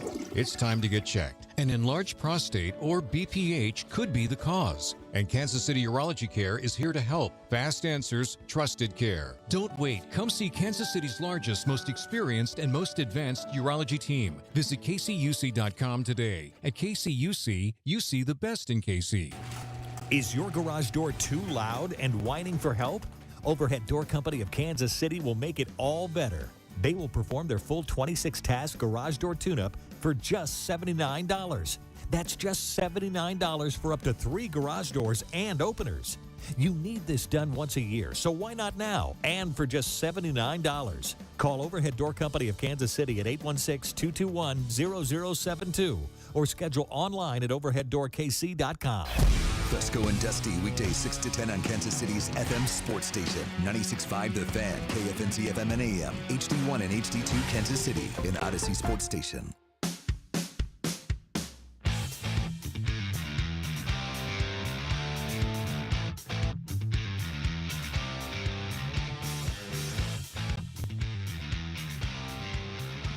After hours here on 96.5 The Fan. Logan Weber, Jacob Mustard hanging around for another 60 minutes here on this Wednesday night. I know that it's the bye week. News is a little slow when it comes to the Kansas City Chiefs, but that doesn't mean we can't discuss what's going on here in Chiefs Kingdom, and who better to have on with us than Jordan Foote. Jordan is a longtime writer and reporter of the Kansas City Chiefs, currently doing some work for Heavy on Sports. Jordan, what's up, my guy? I know it's the NBA season, but it was an eventful trade deadline for seemingly everybody but the Chiefs yesterday. Yeah, it's one of those things, man, and I can't hear this season like I did last year that the Chiefs are already in a pristine position to continue kind of building that or keeping that lead in the AFC and the AFC West. This is a team that's 5-4, and I do think that contrary to last year, they are better than their record. They are all the indicators, all the analytics. I think the eye test also indicates that they're a very good, probably cream of the crop contender in the conference, as opposed to last year. It's ironic because they kind of, it was like pulling teeth a year ago, and they were winning a bunch of games, and they started off so well record-wise. Some regression to the mean, I think, in that one-score game department, and I don't want to call it an abject failure or anything of the sort that they didn't make a move at the trade deadline, but for the running back position and probably the pass rush up front on defense, you would have been in a good spot if you added some talent there. So there were reports yesterday that the Chiefs and the Jets did negotiate for a deal with Breece Hall. The reports are the Chiefs offered a fourth, the Jets wanted a third, and the deal kind of stalled out from there. I mean, what do you make of that decision? You know, a 4th-round pick versus a 3rd-round pick. Do you think that that was justifiable in causing the deal to break down, or no? Yes and no. Like, I respect Brett Veach and whoever else went into that decision for, if true, having their line in the sand and not stepping past it. But if you're the Jets and you're willing to trade Quinnen Williams, you're willing to trade Sauce Gardner, you had already moved off of, I believe it was Michael Carter a week or two before that, why would you not move away from a running back who clearly is not thrilled about being in town and is a free agent after this season and plays that position that he's already been injured a little bit throughout his career? Like, I don't get the logic on New York's side. It's not one of those things where people bring up the so-called Chiefs tax that, okay, maybe Baltimore wouldn't want to trade a running back to the Chiefs because they're trying to compete with them, or the Colts wouldn't want to do it. Maybe Denver, one of those teams in the AFC or even the AFC West wouldn't. The Jets are they're a 1-2 win team, maybe 3 by the end of the year. If things go right for them, like they're not going anywhere. There's no reason to not make that move. And if you're the Chiefs, your fourth-round picks are basically fives. Your third-round picks are basically fours. Like, it's not that big of a deal, I think, on your end. And if you're competing with the rest of the league, you're going to have to pony up. So I think it would look worse if Breece Hall did end up getting dealt, but still kind of a tough look. But you do have to at least acknowledge that they just weren't going to budge beyond what their top dollar was. Yeah, and talking about the New York Jets, they appear to be in full-blown tank mode. You dealt away Quinnen Williams for a pair of first-round picks to the Cowboys. You trade Sauce Gardner to the Colts. There's a report on ESPN right now of Quinnen Williams' older brother, who's going, or younger brother, I should say, being benched after he was an All-Pro a year ago. What do you make of the Jets just kind of offloading their two best players after signing both of them to major extensions in the last 2 calendar years? I think people have kind of soured on Sauce Gardner because of the New York media cycle and because he hasn't had some of the typical box score production. But, like, you tune into a game, he is still objectively a top-flight corner in this league, and I think the contract shows it. Now, with that said, to get 2 first-round picks and A.D. Mitchell for him, and you can say you don't like A.D. Mitchell, but I think you can't deny that there still might be some untapped potential there, and he was a very intriguing prospect coming into the draft. So to get the return they did is fantastic, and to get what you got for Quinnen Williams is fine, but I'm with you. The process there is perplexing. Like, they're a team that was already in a rebuild, so you're kind of doubling down on that, and these are not guys that were going to be free agents in 2026. Quinnen Williams still had multiple years of team control on his deal. He was looking to rebound after being banged up the past couple years. Sauce literally just got the contract a handful of months ago, so I don't fully understand the process there. I do think that they did kind of make out like bandits in the Sauce Gardner trade in terms of what they got back from Indianapolis, but kind of a head-scratching thing all around, and then you're sitting with the Justin Fields situation where you've got $22 million in dead cap in the spring if you move off of him. So I like Aaron Glenn a lot. I think that culturally he's probably the right guy for the job, but with Darren Muji and the staff they have there, they got their work cut out for him regardless of how many draft picks they kind of rack up. So as we kind of move on from the trade deadline into the bye week for the Kansas City Chiefs, it kind of appears that it couldn't have come at a better time. Fresh off a loss to your biggest rival in the Buffalo Bills, you have injury concerns along your offensive line and in the backfield with Isaiah Pacheco.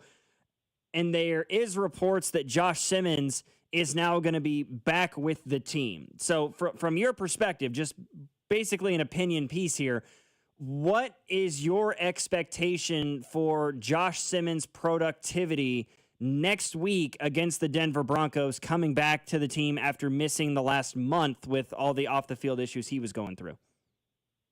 It's a big ask, and I do think that it's a bunch considering the emotionally draining situation he was in, just presuming that it was indeed that family thing, and that's something that weighs on you and you're actively trying to resolve regardless of what the nature was. It's an adjustment to come back after time off, and I think this isn't a 10-year vet. This is a guy who needed some reps and was still very young despite how well he was playing. We forget that he's a young player. He's a rookie.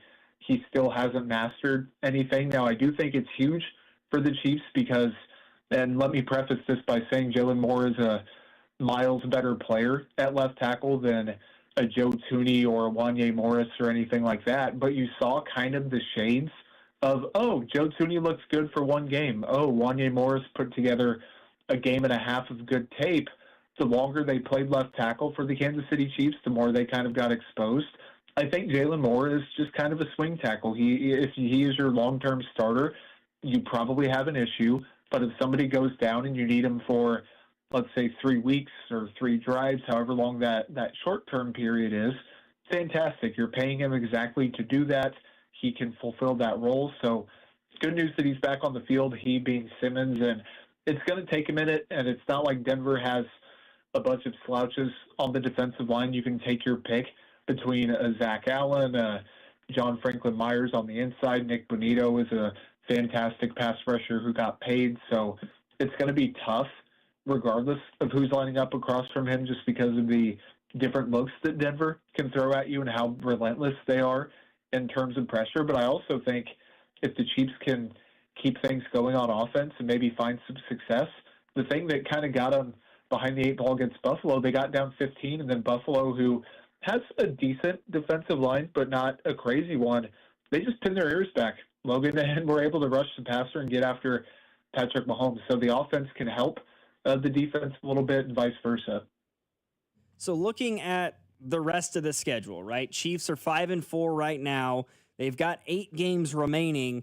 And frankly, the first 4 might be more difficult than the last 4. You've got the Broncos on the road coming off the bye this week. Then you're at home against the Colts.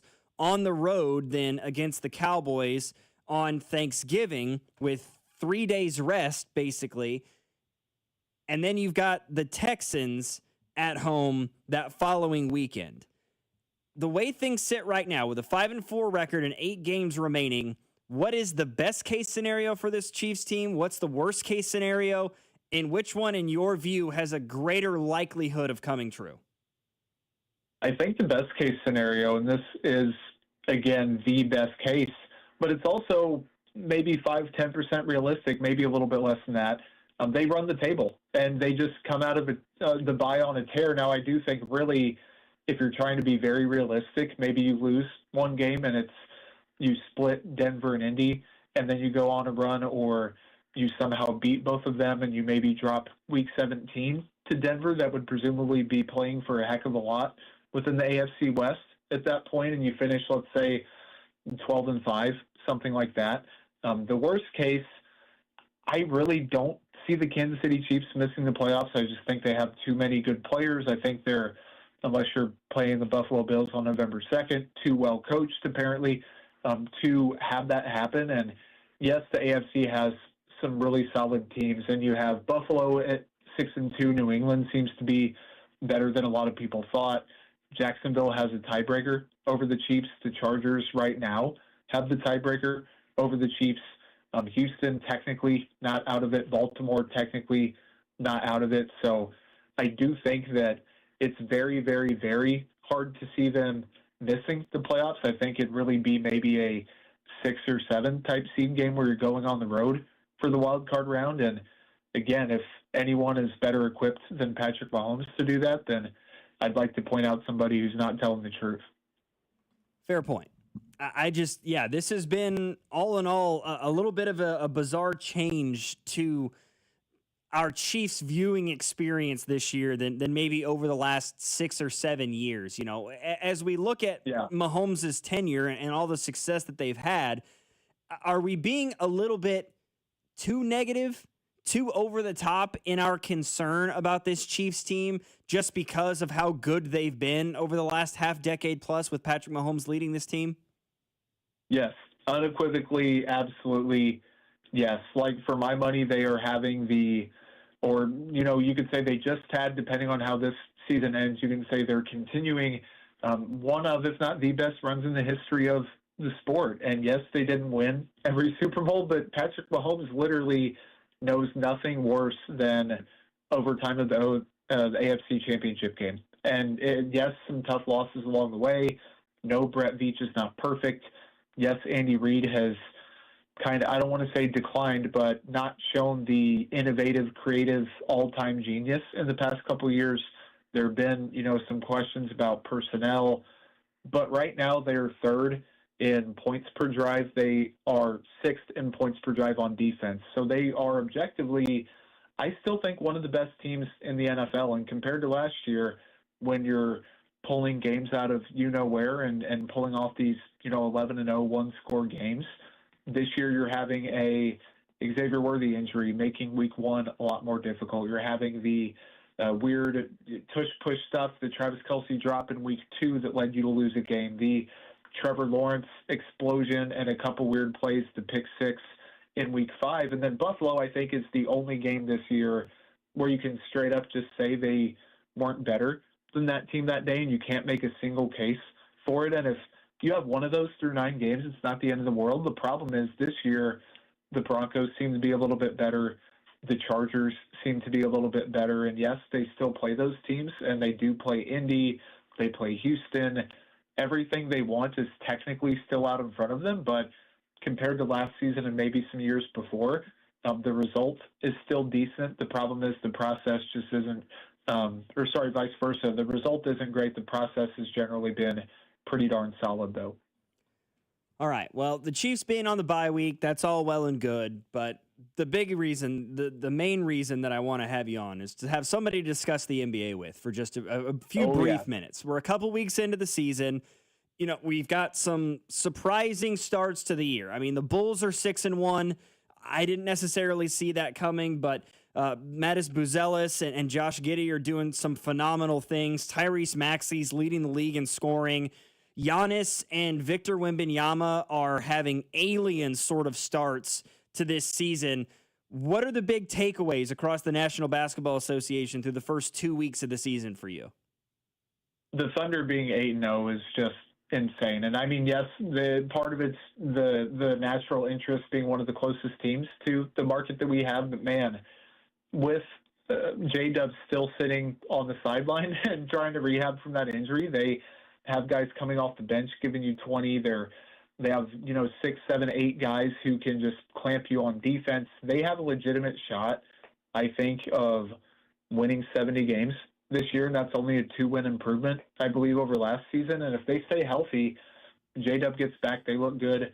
The Spurs, I'm still not quite buying the sustainability of what they're doing, but I think Wemby can be this good pretty much all year, and it's scary for the rest of the NBA. And keeping it out west, and I do want to briefly touch on a couple East teams before we get out of here. I want to see what the Lakers look like when LeBron gets back, because they are getting – you look at that roster, and personally, I'm not very impressed at all. Yes, they have Luka. Yes, Reeves is awesome, but they should not be a 6-2 team.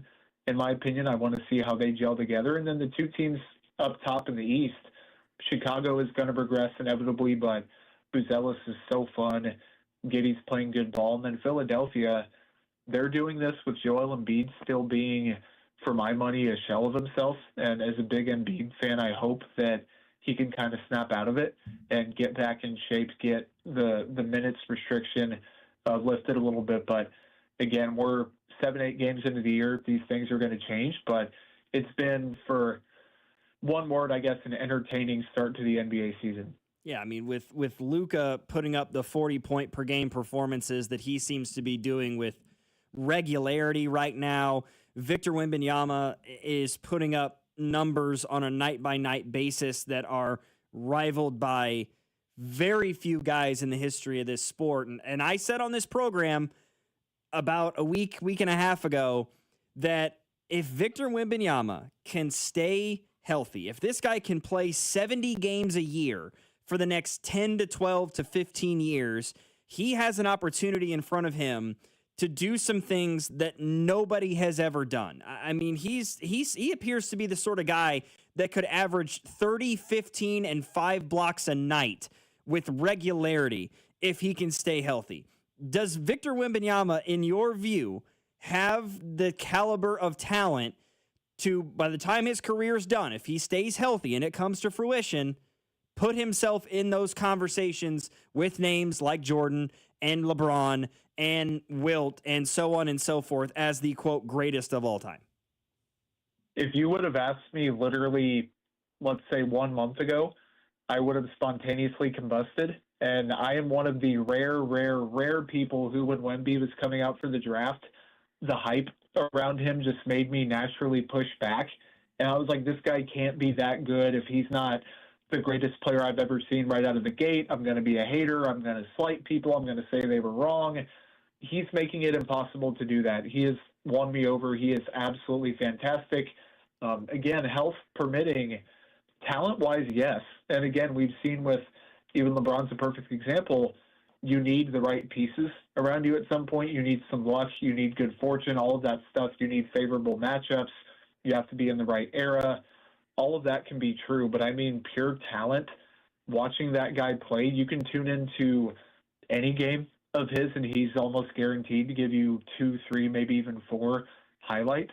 And it's not just highlights; it's also impact, because guys like Zion and John Morant and Trae Young can give you highlights, and then the impact kind of wavers. But Wemby, he gives you the offensive impact, doesn't really have a ton of weaknesses in his game on that end. And then one of the top, 5 defenders that I've watched in my lifetime, and that's a lot of hoops because I'm a fanatic. But man, he is something else, and definitely living up to that kind of alien moniker that he's built. Yeah, and the scariest part for all of us is that the guy is still only 21 years old. Yeah. He turns 22 in January. That's terrifying to think about where his career can continue to go. We've seen him improve by leaps and bounds each year of his career, although so far this season his three-point numbers are kind of down. I'll be interested to see if he can get those to bounce back as the season goes on. But man, he is an absolute freak of nature to watch play basketball, and this appears to be an interesting year in the NBA. Outside of the Thunder, there are a lot of teams that are kind of right there in the thick of it that you don't really see as a bona fide favorite to compete with the Thunder right now. The Nuggets look good. The Lakers look good. The Spurs, you mentioned the Bulls and the 76ers. The Cavs are struggling right now at 4-3. This is a year that could get very, very interesting when it comes time for the playoffs, where you could see some major upsets in those first and second round series and see a team like the Minnesota Timberwolves a few years ago that nobody really anticipated getting to a Western Conference Finals, ultimately getting there because there's so much parity across the league, again, outside of Oklahoma City.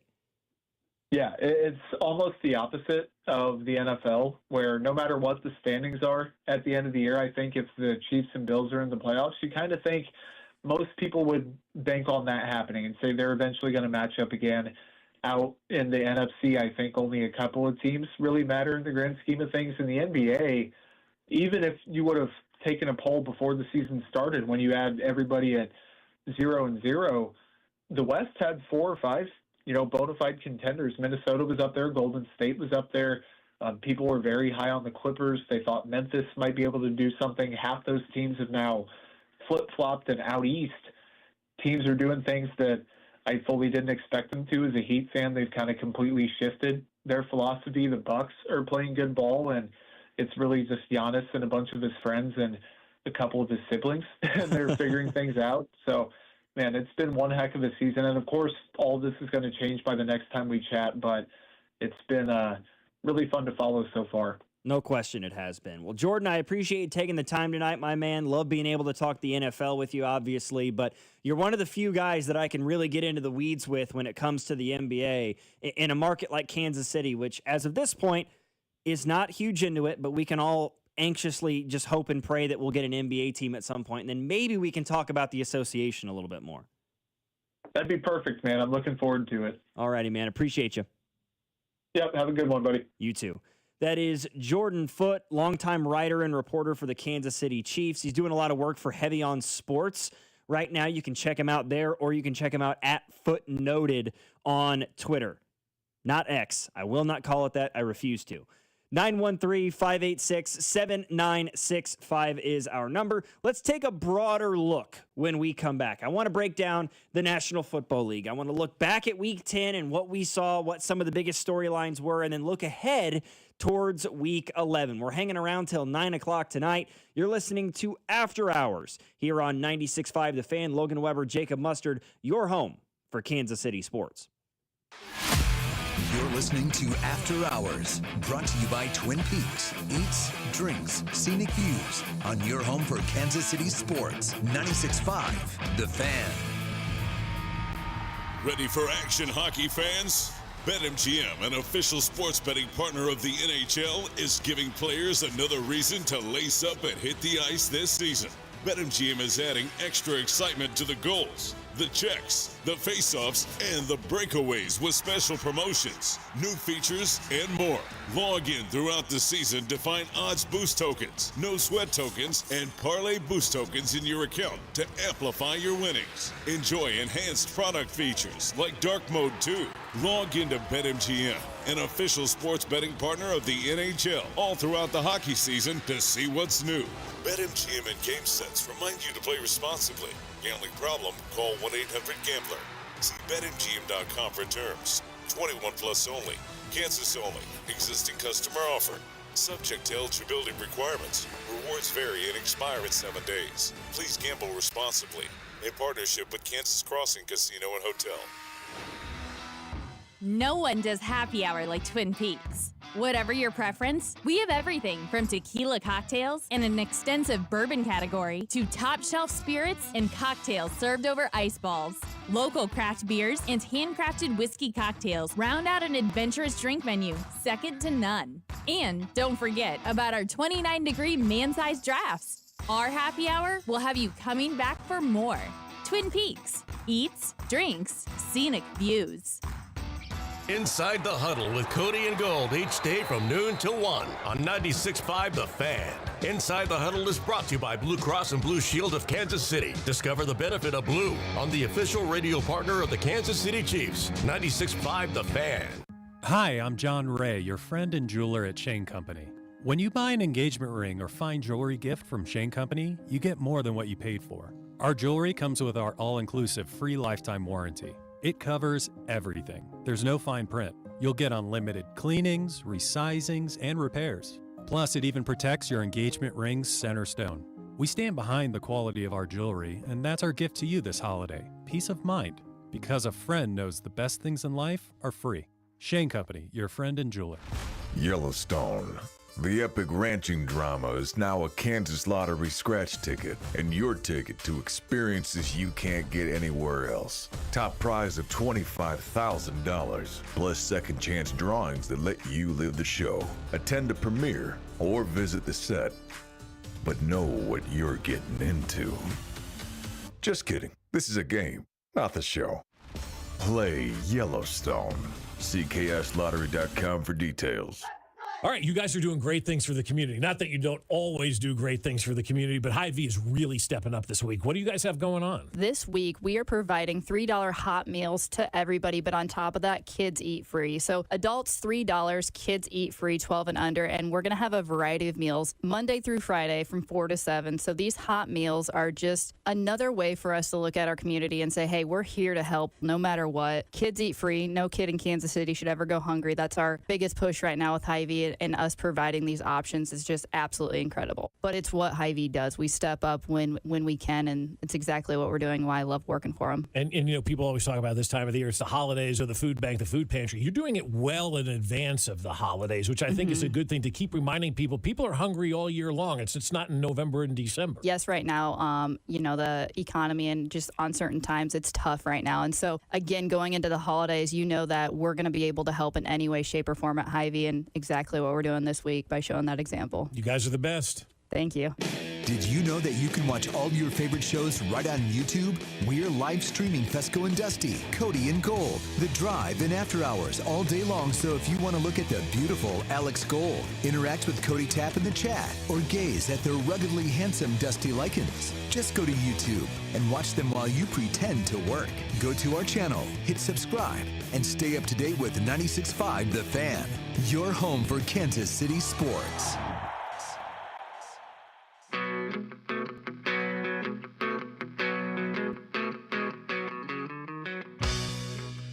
That last promo has me questioning things.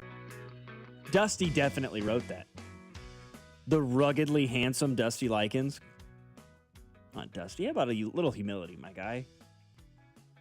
That's nasty work. That's wild.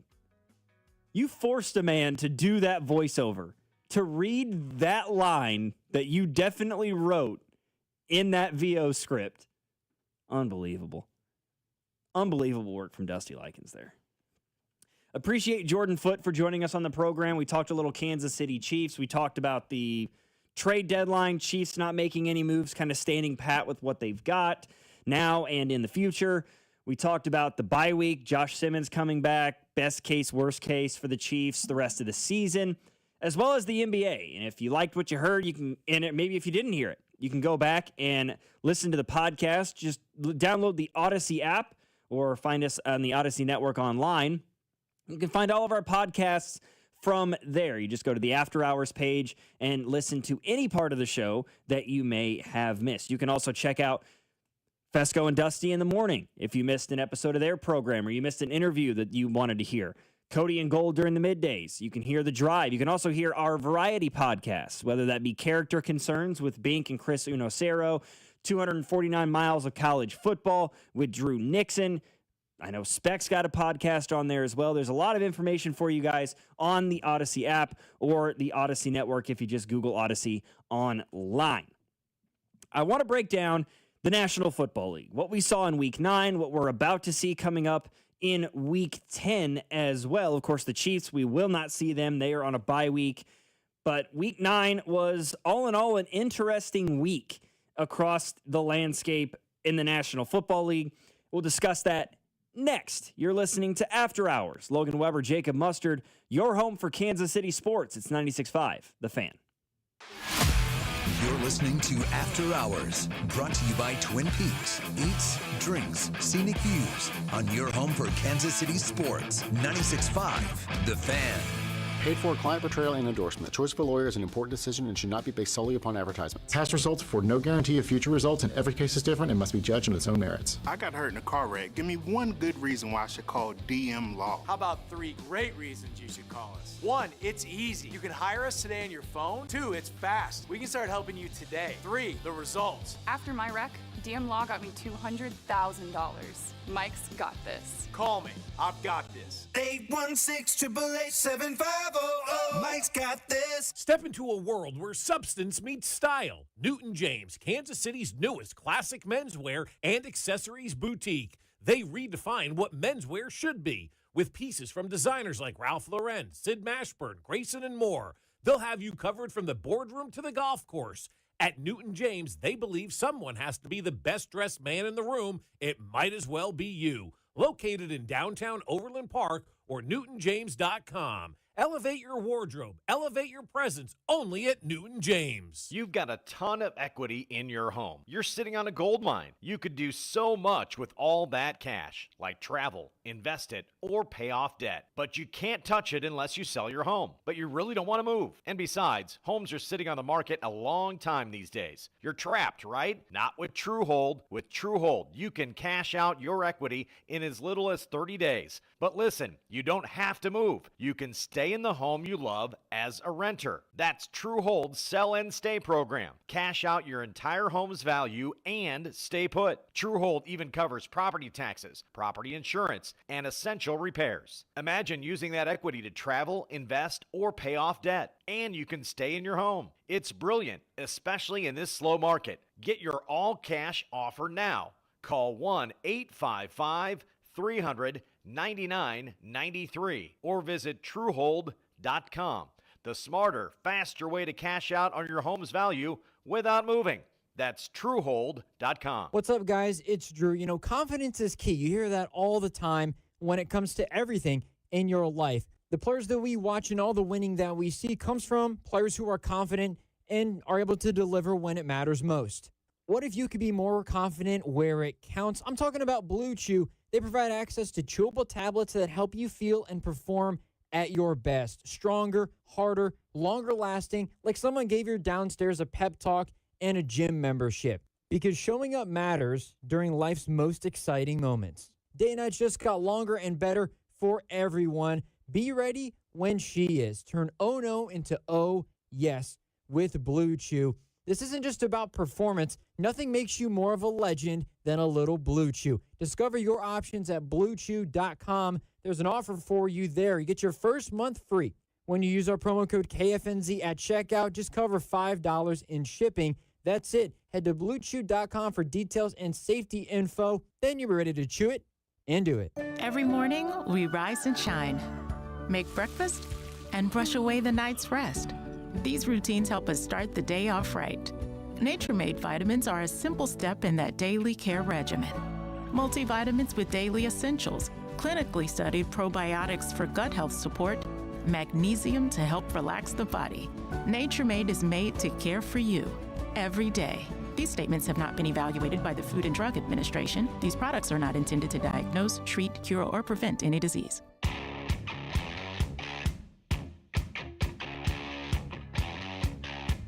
Week 9 of the NFL season painted a little bit clearer a picture of what the playoffs might look like in the AFC and in the NFC. Certainly kicked several teams completely out of contention already at this point in the year. Right? Started out Thursday night with the Ravens drubbing of the Miami Dolphins.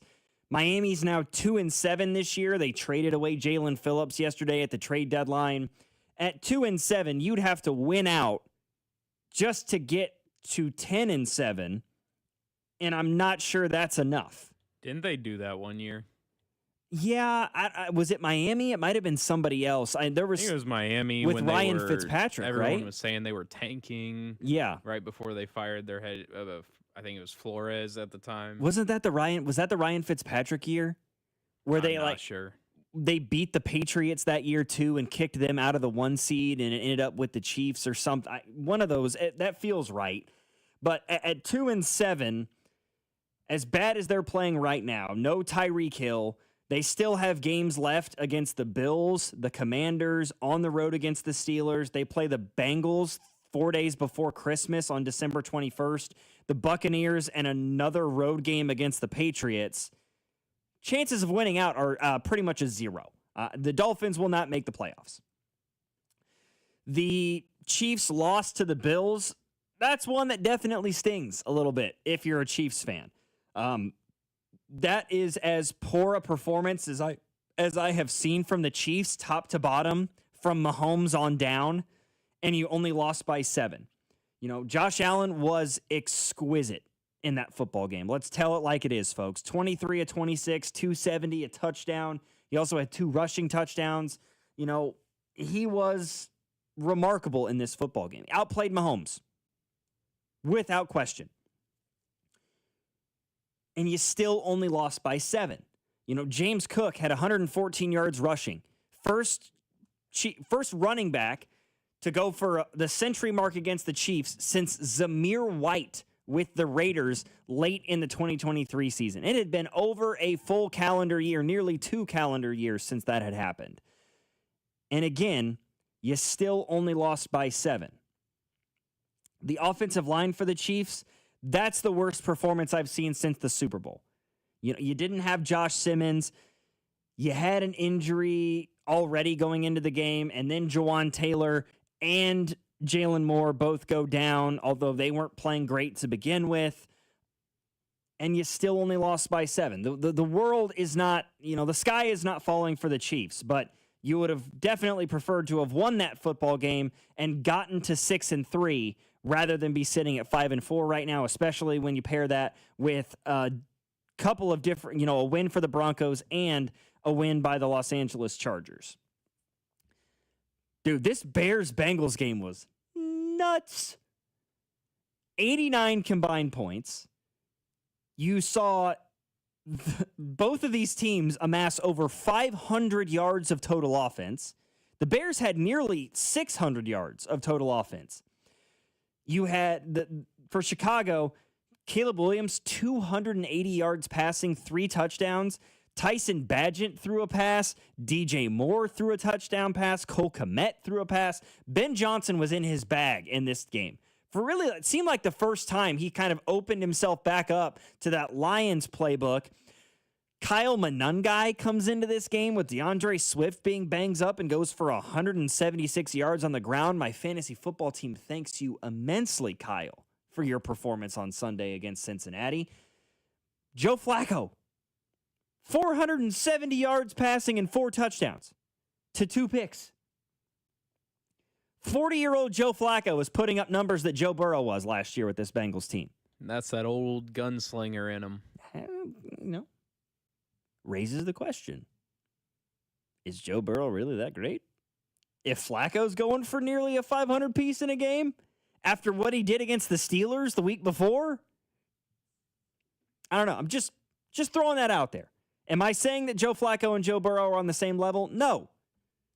But I do find it kind of fascinating that Joe Flacco, with no time whatsoever to prepare, when he gets traded by Cleveland to Cincinnati, has now started 3 games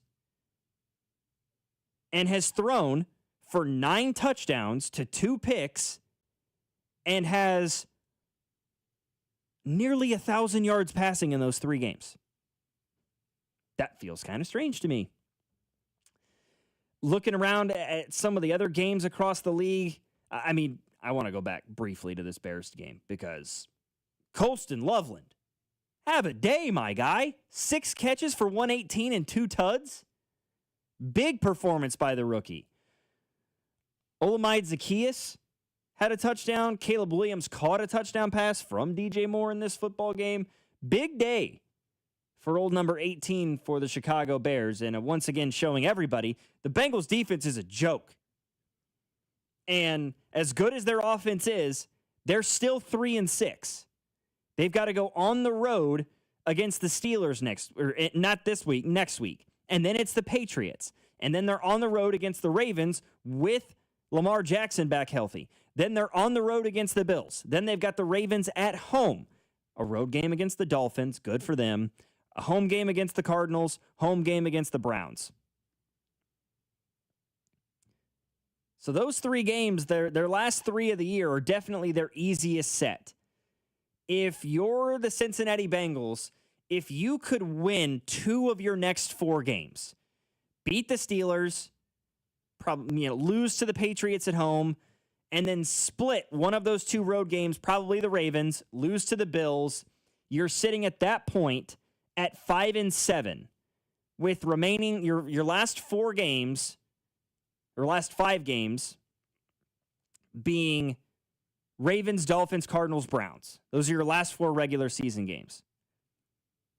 You might have Joe Burrow back by that point. Could lead itself to an interesting little run there. Vikings, Lions, statement for J.J. McCarthy.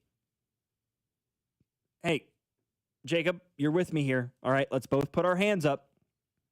I'm still not bought in, but I was dogging on J.J. McCarthy Sunday on this show before those games started, and he was a pleasant surprise. I mean, yes, he was a surprise, and it's still only, 4 games into his career now? Correct. 3 or 4 games. I mean, we don't know what he's going to be. I mean, he's worth the risk for the Vikings, especially after the way their season has gone. And, I mean, they don't really have any other options, but it's someone you start and you see what he does the rest of the season and potentially build with him going forward. But I need to see more of this out of McCarthy. Just like any rookie quarterback, I mean, I'm still going to call him a rookie. His first year starting, and I don't know. He's still a mystery to me. Yeah, and let's be completely honest and transparent here. The Minnesota Vikings did not win this football game because of J.J. McCarthy. They won this football game because of their defense. Jared Goff threw the ball pretty well. 284, I should say, through the air. 2 touchdowns, no picks. But he was sacked 5 times. And they held that combination of David Montgomery and Jahmyr Gibbs to 3 yards a carry. 20 carries, 65 yards, and only 1 rushing touchdown. McCarthy did have 3 total tuds in this game, but he accounted for 155 yards of offense between 25 pass attempts and only 9 carries. Wasn't a remarkable day. This Vikings defense played a massive, massive role in them being able to win this football game, and Minnesota was able to kind of control the time of possession throughout the course of this one, holding, Detroit to only 31 minutes with the football in their hands. But all in all, a huge win for the Minnesota Vikings over a Lions team that has looked like the AFC's best at the start of this season. Speaking of a team that some thought might be the NFC's best, how about the Green Bay Packers laying a complete and total egg against the Panthers? Really? 16-13? You lost to the Panthers? Bryce Young threw for 100 yards and you lost? Rico Dowdle, 25 carries, 130 yards, 2 touchdowns. Again, my fantasy football team thanks you so much, Rico Dowdle. You've been an absolute waiver wire pull this year. But the Packers outgained this Carolina team. They just couldn't convert when it mattered. turned the football over twice in this one. They were penalized 7 times, drive-killing penalties at different points. That is a really, really disappointing loss for the Packers. And the Panthers are back above 500. 5-4. 9 weeks into the season. Mind-boggling. Chargers, despite a pick 6 from Justin Herbert, were able to come out on top against the Titans in a much closer game than I think anybody would have been comfortable with if you're a Chargers fan. The Tennessee Titans had 220 yards of offense. Lost by 7. Because Herbert's pick 6, the running game didn't provide a lot. Kamani Vidal was a disappointment to my fantasy football team. 12 carries for 30 yards. But the Chargers win. They're 6-3. The Patriots narrowly beat the Atlanta Falcons because of, in very much Atlanta Falcons fashion, they score a touchdown, make it 24-23. There's a conversation had, do you go for 2, try to win the football game? Do you just kick the extra point? Well, let's go ahead and kick the extra point. That's the safer option. Missed it. You know the funniest part about that is that's the kicker that the Patriots brought in to battle against Andres Borregales, the starting kicker and that they drafted this year, and he lost the kicking battle. And so it was a potential for his revenge game. Yeah, and the same guy that the Atlanta Falcons signed in order to cut Young Hoku. They're like, oh, this is the guy that's going to be the heir apparent. He's going to be really, really good. I don't blame them for cutting Young Hoku because he was great early in his career, but he really kind of faltered over the last couple of seasons. And it's like, biggest moment of the early part of his career. We have an opportunity here. Let's get back to 500, although yada, yada, yada. Beat a great Patriots team. Yoink on that extra point. Patriots win 24-23. Drake May continues to play good football. He did have a pick in the game, but he threw for 260 and 2 touchdowns. Still all around a really good day for a Patriots team that is 7-2. If that's his worst game, which I think on paper it is, you take that every day. 100% you do. 49ers beat the Giants. No real surprise there. Christian McCaffrey, fantastic day. 100 yards on the ground, a rushing touchdown in this one. He also caught 5 passes for 67 and a touchdown. Brian Robinson, their backup running back, ran for 53 yards on 5 carries. And Mac Jones, 19-24, 235, 2 touchdowns. Really, really good day for this Niners team, despite all the injuries, sitting at 6-3. Steelers beating the Colts. Big surprise there. On the friggin' day, the one day that I put US dollars on Jonathan Taylor anytime touchdown, after I had been so hesitant on it for several weeks, because I'm like, eventually, this thing's got to turn into the pumpkin. Eventually, Jonathan Taylor can't score a touchdown every week. That would be incredible. But I'm like, man, he had 3 last week. Like, he's been so good. This Steelers defense has really performed poorly the last couple of weeks. Here we go. Wham. Colts lose this game by 7 points, despite turning the football over 6 times. Daniel Jones with 5 turnovers.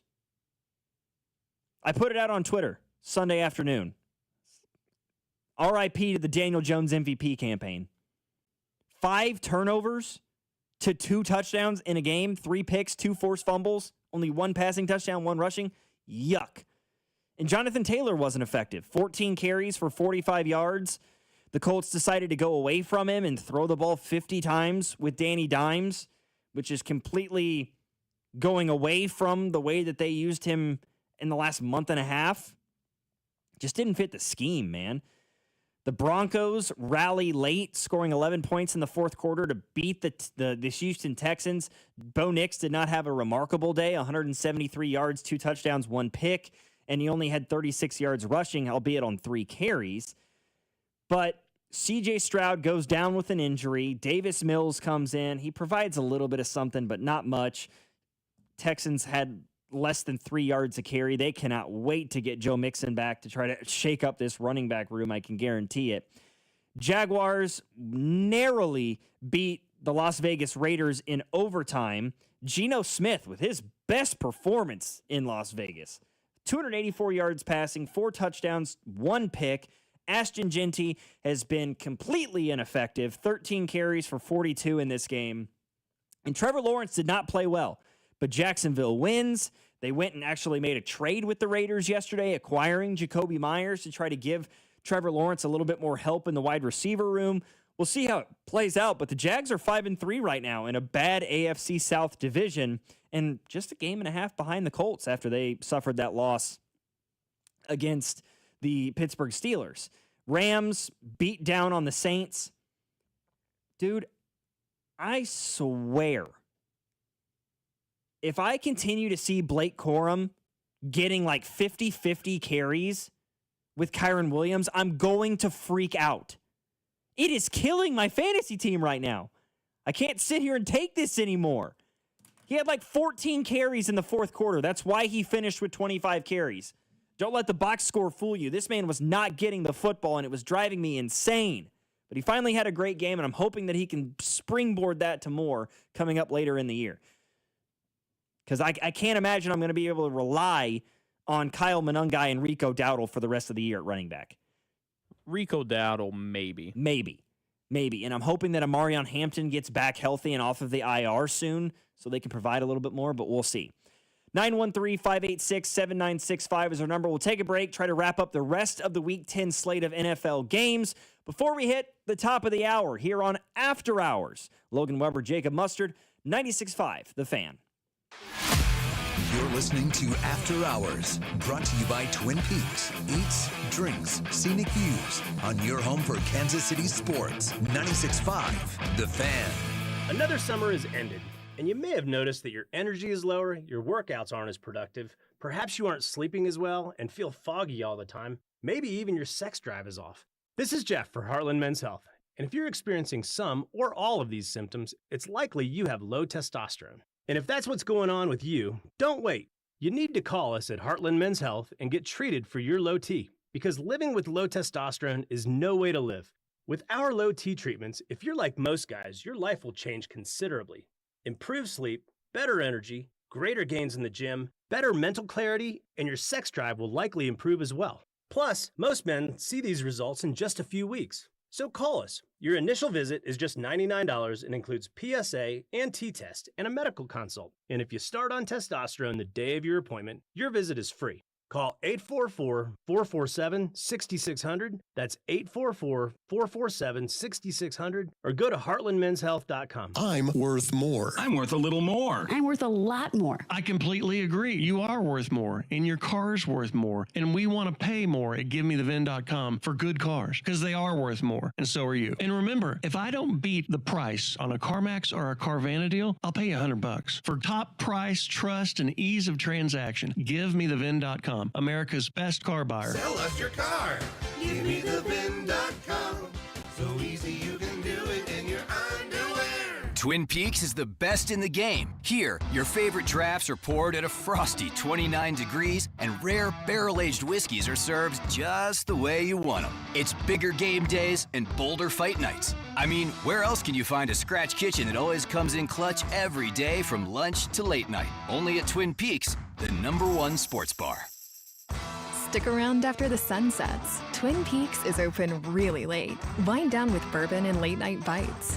Every Kansas City neighborhood has its own buyer preferences and price points. Dawn Sharp at the Sharp Homes team's deep understanding of various neighborhoods means they know exactly what buyers in your specific market are looking for and willing to pay. And then the Sharp Homes team can give you options. Do you want to skip the showings and open houses and go straight to sold? Contact them to discuss their instant offer program. Contact the only agent I would trust if I needed to sell my home. It's Dawn Sharp with the Sharp Homes team, brokered by Epic Realty. Google them, Sharp Homes team, and start packing.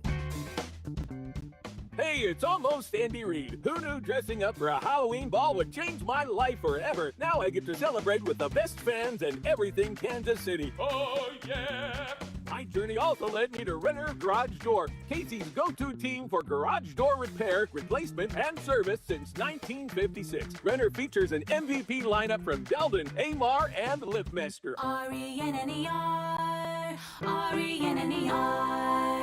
Makita knows that pros never settle, and neither do we. With Makita, you get tools that perform at the highest level. on every job without compromise. Makita is for the most detailed pros, expertly engineered to deliver precision, job after job. When your work calls for the best, call on Makita. Makita, built to be the best. Available at the Home Depot. You know that Big Bargain detergent jug is 80% water, right? It doesn't clean as well. 80% water? I thought I was getting a better deal because it's so big. If you want a better clean, Tide Pods are only 12% water. The rest is pure, concentrated cleaning ingredients. Oh, let me make an announcement. Attention shoppers, if you want a real deal, try Tide Pods. Stop paying for watered-down detergents. Pay for clean. If it's gotta be clean, it's gotta be Tide Pods. Water content based on the leading bargain liquid detergent. You're listening to 96.5 The Fan from the DM Injury Law Studios. Mike's got this. All right, we got to be quick. We got about a minute, so I'm going to speed break down these last two games from Week 10. Seahawks, Commanders, Sam Darnold, dog. More touchdowns than incompletions in that football game. Jackson Smith-Njigba is officially a top 5 receiver in this league. If you think otherwise, pull up the tape. I'm telling you. And this Commanders team, the year 2 letdown is in full effect with Jaden Daniels and the injury concerns. And then the Cardinals beating the Cowboys, despite the fact that Dallas went all in, trading for Quinnen Williams and Logan Wilson in a year that doesn't look like they're going to be a playoff contender. The Cardinals are putting Jamal Murray on IR. Not Jamal Murray, Kyler Murray on IR. They're going to roll with Jacoby Brissett. I thought they might trade him yesterday, but they're not. Surprised by it. For my producer, Jacob Mustard, my name's Logan Weber. Thank you guys for joining us on tonight's program. Thanks for getting involved in the text line as always. Greatly appreciate it. Bink will be with you guys tomorrow night from 7 to 9 right here on After Hours on your home for Kansas City Sports, 96.5 The Fan.